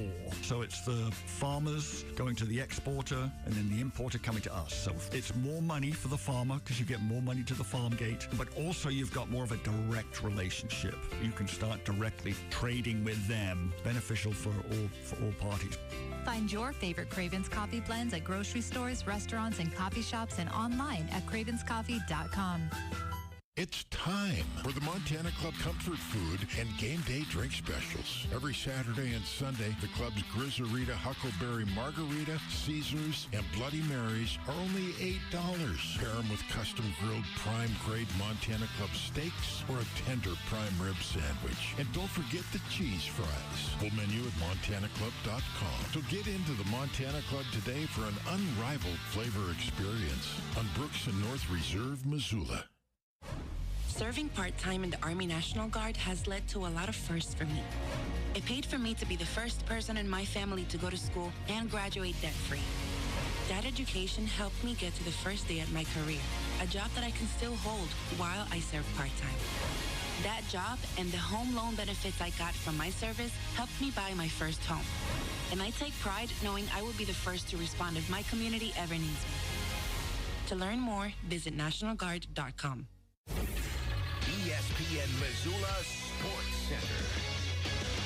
After leading Helena Capital to its first state title in more than a decade, Bruins ace pitcher Catherine Emmert was named the Montana Gatorade Softball Player of the Year Friday. Hello, I am Coulter Nuanez. Emmert is the first Capital softball player to win the Gatorade Player of the Year award. This spring, Emmert pitched to a 1.90 ERA during a senior season that saw the Bruins tie the single-season program record for victories with 21. Emmert struck out 195 batters in 114 innings pitched, including 13 Ks and a 3-2 extra innings title game win over Kalispell Glacier last month. At the state tournament, Emmert tossed 4 complete games, including 2 in one day, allowing no more than 2 earned runs and striking out at least 6 in each contest. Emmert pitched 32 of an available 36 innings, striking out 48. All told, Emmert racked up 19 victories and threw 7 shutouts this past spring. She compiled double-digit strikeouts 8 times, and she also hit 5 doubles and drove in 20 runs. She plans to attend Carroll College to play soccer next fall. At the NCAA Track and Field Championships in Eugene, Oregon, Missoula native Ashley McElmurray earned second-team All-American honors for Nebraska. The Sentinel graduate and Cornhusker senior triple jumped 43 feet 5 inches to take 10th place at Nationals. Her final meet as a collegian, McElmurray won 3 individual state titles and helped Sentinel to consecutive team titles during her standout prep career.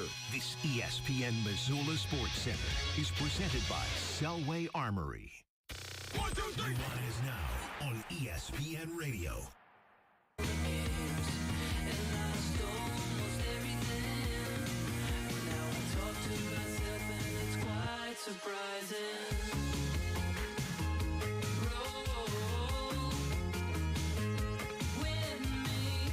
So this is how you know you're just completely and utterly obsessed with something, perhaps even addicted to something.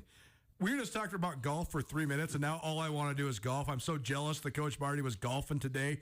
All I want to do is golf. That's all I want to do. So it's now ESPN Radio, SWX Montana Television, and the ESPN MT app. If I'm not golfing, it's a pleasure to be here with all of you. Hope you're having a great start to your week. Coach Marty in studio during this mid-June day because he's got his quarterback camp, coming up on Friday. Coach Marty's quarterback school back for yet another year. So it's always a great opportunity for young men around Missoula and around Montana to come get schooled up by a guy who coached in the NFL for more than 25 years. So a great opportunity for them. But I got him here, so that means we got to talk some Grizz. We got to talk some NFL as well. Last time I saw you live and in person, we were at the Grizz spring game, and it was so funny. I said, Coach, what do you think? And the first thing you said was my first impression as well. I said, I think the Grizz look pretty good, but they got to find a center. That was the first you said. They got to find a center. That was the first thing I thought of too. So it's an interesting thing though, because sometimes people don't acknowledge that stuff. But they had a natural center for the last 3 years. I mean, AJ Forbes was a really good player. 3-time All-Big Sky, and he's a center. Like he's a center body type. He's a center by nature, by his personality. And now they're trying to make a couple of their big hog-molly guards into centers, which it can happen. It certainly can. But I just think you got to have ball skills. I mean, you've known this as well as anybody, but it's a distinct and specific position. I'm a former center myself. You got to know what you're doing, and it's part of your personality. It's part of the way you hold the ball, all of that stuff. A couple things come to mind, Coulter. The center is so important that I will tell you in the NFL, to switch out centers is a huge move. Why is that? It's kind of like baseball. The pitcher, catcher, shortstop, second, center field. If you're strong up the middle, you're in usually pretty good shape. Same with the game of football. The center, the quarterback, your halfback, right? Those three guys are so important. The second thing is the center is like the quarterback of the offensive line. He gets everything going mentally as well. So if they're sliding the line to the left, he'll make a call. If he wants to redirect, he'll make that call. He makes all the run call. He's the starter. Yeah. He's the igniter of the other four, and if you include a tight end or two, 4 to 6 people or a wing, he gets all of that going. AJ Forbes was a heck of a player. It's a big loss. The last thing I'll say about the center position is this. It is a lot of repetitions. That's right. So I've always leaned towards, if you can, it's kind of like the quarterback position. Select the man. Right. And get him all of the reps you can before game time, and it usually pays off that way. Now, a big picture, Grizz, I know this. They have an opportunity to be better than they were last year. Now, some of that certainly will depend upon the quarterback play, but O-line, defense, off, specialty, all those, they've got a chance to be even better than they were last year. I'll tell you a funny story. When the schedule came out, because I do some games, right? Sure. On the TV, right? So I'm going through the schedule. My wife occasionally will go on the road if we're doing a road game. Right. Right? So I'm going through all of the games, and my wife says, well, I don't see a loss on that schedule. I went, uh-oh. The expectations, if my wife is saying that, the expectations are sky high. But like I said, I played in that golf tournament today. I saw Junior Bergen. So we talked briefly, and I talked about those high expectations. I told him the same story. I said, but you want to be in a program that has those high expectations. Nuanez now ESPN Radio. Marty Mortaway in studio with us here. The Monday afternoon quarterback with Coach Marty, talking all things Grizz and NFL. And also plugging his quarterback camp that's coming up later on this week down there at Missoula County Public Stadium. I think one of the big challenges, one of the most consistent challenges of the Grizz every year is handling those expectations. I do think that when Bobby Houck took the program back over, people always ask, like, what went awry when Bob Stitt was the head coach? And you look at the final tail of the tape. The Grizz missed the playoffs 2 years in a row, but they were 21-14 overall. It's not a terrible record. It's just that there was a fundamental misunderstanding of what the expectation was, and it took Coach Houck actually probably 2 more years than he thought. I think he was gonna to sort of reset that. But then 2 years ago, and last year's group certainly understood it. Now, though, they have to figure out a way to then really understand it now, because now they're going to have a target on their back. Last year, it was sort of hey, we know we're good. Can we make a run? They made a run. They kept building momentum. This year, though, they're going to be picked to win the Big Sky Conference. They're going to be preseason number 2 or 3 in the country in the preseason polls. And I think a lot of people are looking at that schedule and say, hey, that's a 11 or 12 win schedule. So, I mean, how big of a challenge is that for Coach Houck and his staff? Oh, well, it's a huge challenge, but I will tell you, that staff did a fabulous job last year after they laid the big egg at NAU. That team was going to go one of two directions. No doubt. And so because of that coaching staff, because of the strength of the team leaders, you got to be strong mentally. You got to be strong. And they selected a quarterback after that game, by the way, which I thought was big on making a run.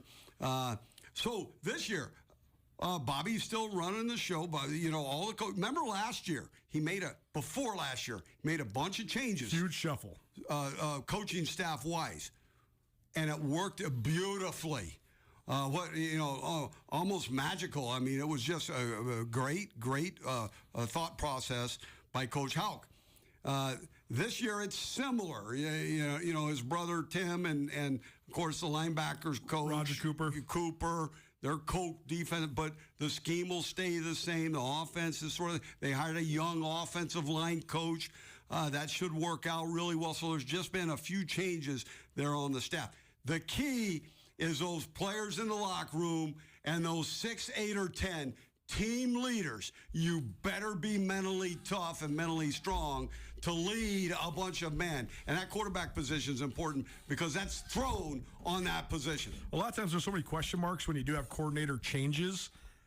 Even though there is a new set of defensive coordinators for Montana, I just really don't think that that's like a main storyline for two reasons. Well, I guess for three reasons. One, Montana's been plus to plus defensively for the last 25 years. It hasn't mattered who the head coach or the defensive coordinator is. Montana's just been good on defense for a really, really long time, and a lot of times great or best in the country good. The other two parts are, one, Tim Houck's as good of a coach as there is in the Big Sky Conference, period. I mean, the guy's got a Super Bowl ring. He's got multiple Super Bowl rings. And he's been around the league. He knows it well. He knows all about, all the ins and outs of all this stuff. Roger Cooper, also a veteran guy who's called plays in the league.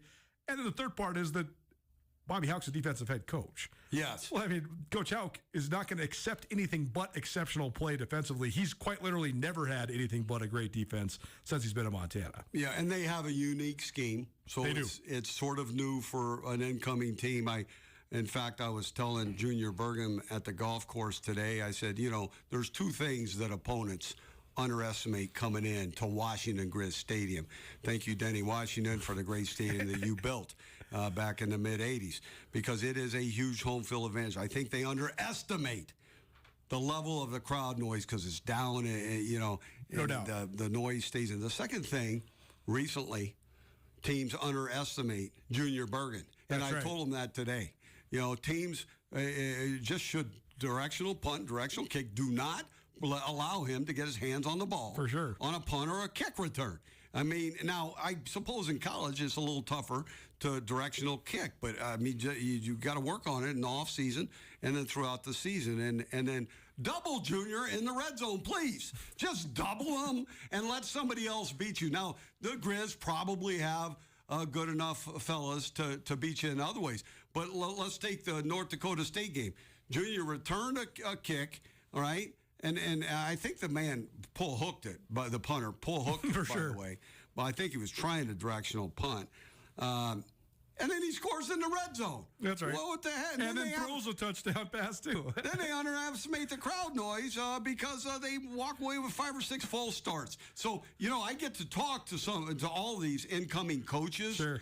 The week of the game, it's usually like Thursday. I think we talked to the Grizz coaches on Wednesday and talk to the opponents on Thursday, and I go, okay, what's your plan for your crowd noise? Well, we played at this place. It was really loud. We didn't have much of a problem. I'm going, oh, no. I'm thinking they're underestimating it again. They have no idea, zero of what they're stepping into. And then I go, okay, what's your plan for Bergen? Oh, well, our coverage teams are better than these last 5 teams. That's right. What? Okay, even if you're a good coverage team, you have little chance if you put the ball in Bergen's hands 4 or 5 times a game for your coverage units to hold up. I mean, that's the thing, too, is there's a tried and true history. Junior Bergen's outstanding. He's an outstanding player, outstanding athlete. But if you're returning kicks and punts for Bobby Houck, I mean, Coach Houck has schemed up more kicks and punts for touchdowns than anybody in college football, period. That is a real statistic. He has had more guys return punts and kicks for touchdowns than anybody in college football over the last 30 years between his time at Colorado, Washington, San Diego State, and then now going on 13 years at the University of Montana. So you got to respect the guy who's scheming up the stuff as well. And Robbie Houck returned a long field goal at the end of the half for a touchdown. They set the wall. I mean, it's just beautifully executed. And Robbie returned it. That was Portland State's utter demise. Like, Portland State was hanging in that game for a minute, and then that happened, and it was just, off to the races. Grizz scored about 60 and one going away. Last thing about the Grizz, and then we'll take a break. I mean, of course, I got to ask about the quarterbacks. And I thought it was fascinating watching the spring game because I thought it was impossible to evaluate. Like, the Maroon team was basically the number one offense, but then the third and fourth string quarterbacks versus the second and third defense. And then the Maroon defense was the first team defense against, like, the freshman offensive line and all the freshman skill players, but then Ayat was on the white team. So it was a little bit skewed. Like, it's hard to evaluate a guy like Ayat when he's behind, some of these redshirt freshman guys. They never played any sort of college football. So, and he's throwing to like the third string walk-on receiver, not Keelan White and Junior Bergen and stuff. So I don't know how much you take from the spring game, but I do think as always, they're going to have a competition. And I think the three front runners in that competition are going to be Ayat, Logan Fife, who's the kid they brought in from Fresno State. And then I thought Caden Hewitt took a step, another guy that came to your camp once upon a time. Yes. So, where are we at with the quarterback? Well, Hewitt's a good player. He'll press him. I'm a little biased here with Ayat. Because I've seen him practice more than the other fellows, and I really like his skill ability and his instincts. I got to meet his dad. I like his dad. I hope that works. And then the man out of Fresno State. So, I always go out in spring to watch the new quarterbacks practice because I want to get a good feel of them. And my first impression on him was very, very good. I think they're three deep at the important position of quarterback, and this man from Fresno State is a little more active than Ayat. You know what I would tell Ayat? Use some of that natural ability, that playmaking ability, just a little bit more than he does game time because he's a really good athlete. All right, now Five, he can run and gun. I've been impressed with him. He can definitely gun. And then Hewitt he's a skilled, smart, tough guy that's going to press. How does a quarterback, most of them, not all of them, but most quarterbacks get their shot? How? Well, the guy in front of them gets nicked up, and they go in and they take advantage of it, or the guy ahead of them lays a big egg right in the middle of the 50-yard line for 3 games straight, and even his mama and grandmother in the stands know that the move should be made. That's how these quarterbacks get an opportunity. So a guy like Hewitt, I think that's probably going to have to occur unless he just blows the pants off of people in training camp. It's so true. I mean, once upon a time, Dave Dickinson was a backup quarterback, and then Burt Wilberger gets hurt. Dickinson has a comeback at South Coast State. He's a 3-time All-Big Sky player and one of the greatest players in the history of not only University of Montana, but Big Sky Conference. So Marty Mornaway in studio with us. We'll talk some NFL specifically. 6 quarterbacks were on the top 12 picks of the NFL draft. How do we even evaluate what value is when there's the 6th best guy going number 12 like Bo Nix did to the Denver Broncos? We'll talk about that on the other side. Keep it right here. Nuanez Now, ESPN Radio. At Opportunity Bank of Montana, we believe a good checking account is key to managing your finances. Whether you're online or mobile, we can help you manage direct deposits and automate payments. You'll find everything you need for checking and more, all at Opportunity Bank. We're made of Montana and here to serve you. Stop in today or go online at opportunitybank.com. Member FDIC. Booking a tee time at the premier golf course in western Montana has never been easier. You can book a tee time and pay ahead of your round online anytime you want to play Canyon River Golf Club. And while you're at CanyonRiverGolfClub.com, you can check out all the other awesome stuff that Canyon River has to offer. Canyon River Golf Club is Montana's preeminent golf community, offering picturesque views, a challenging track in pristine condition, and second-to-none customer service. Visit CanyonRiverGolfClub.com today to book your tee time.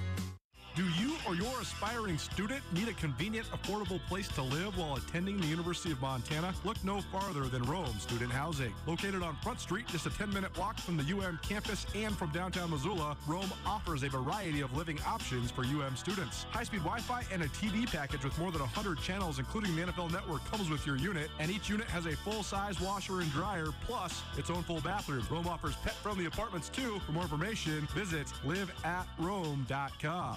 Get ready, Montana. Place bets on your favorite teams and games, both collegiate and professional, with Sportsbet Montana. With over 500 locations statewide, it's never been easier to get in on the action. Choose from spreads, money lines, parlays, and more. Excitement? You bet. Action? You bet. Winning? You bet. Visit sportsbetmontana.com or download the app now. Sportsbet Montana, Montana's exclusive sportsbook.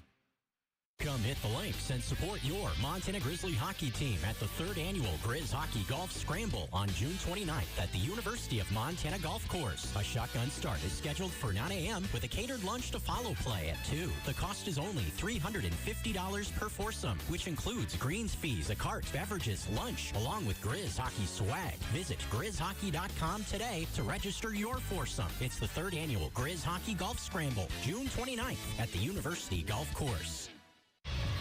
Hey, this is producer Andrew at Nuanez Now, here to tell you all about the new ESPN MT app.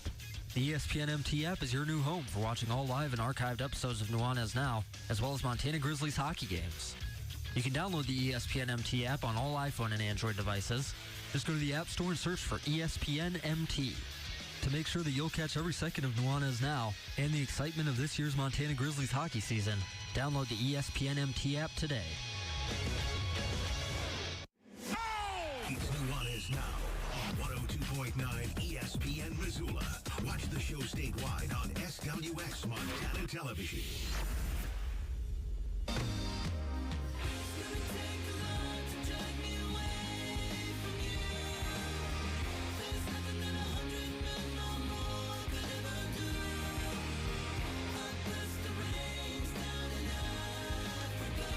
Welcome back. Nuanez Now, ESPN Radio. Only a couple minutes left here, but Marty Mortawag in studio with us, the Monday afternoon quarterback, talking all things around the world of football. This man, though, has a quarterback school coming up on Friday, so some of the best quarterbacks from around Western Montana and just around the state will be in town to get mentored by a guy coached in the NFL for a long time. So great opportunity for them. Fun afternoon for anybody that can make it out. So if you want to come hang out down at Missoula County Public Stadium on Friday, please do.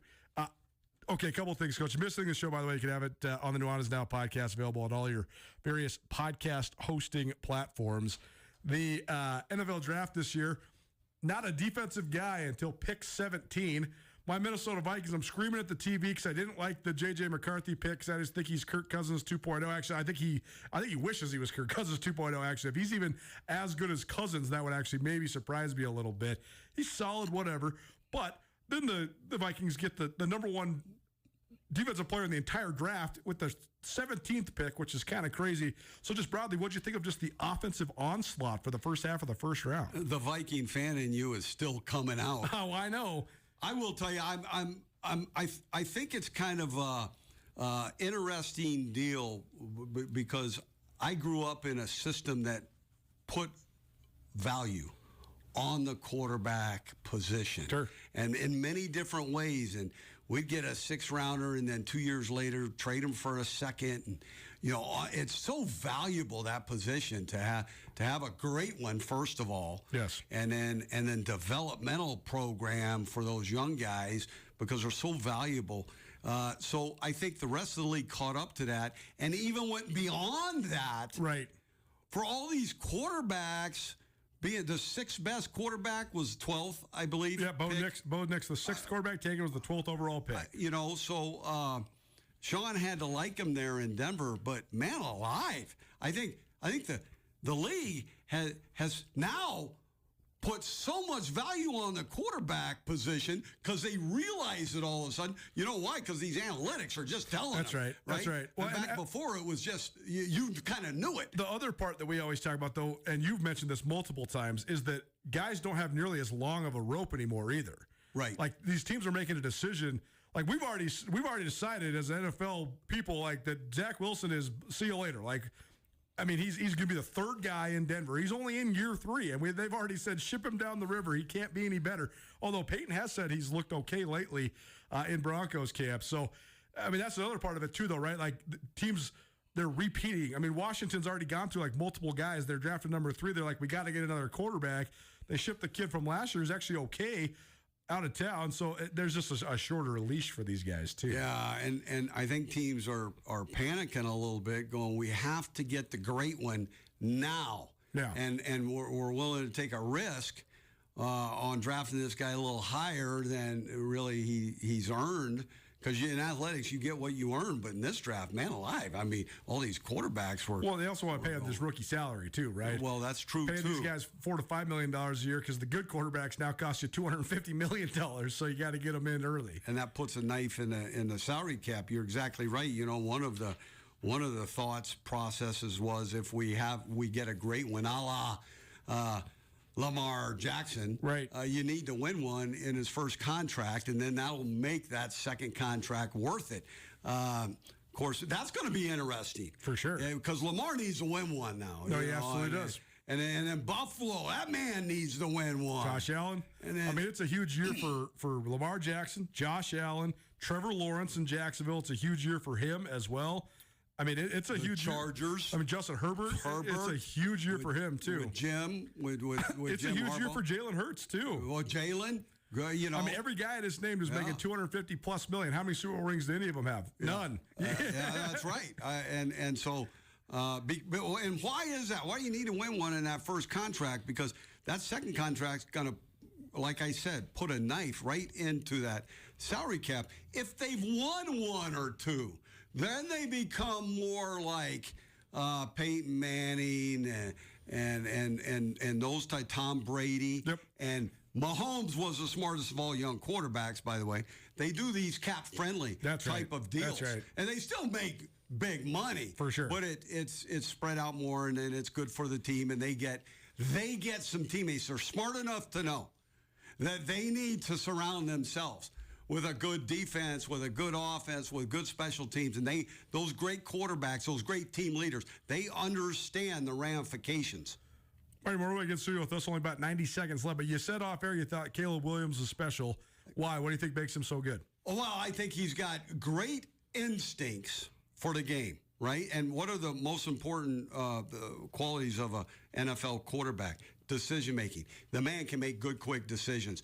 Typically, they're good, quick decisions. He's going to have to make quick ones. He's got nobody to block for him. Yeah.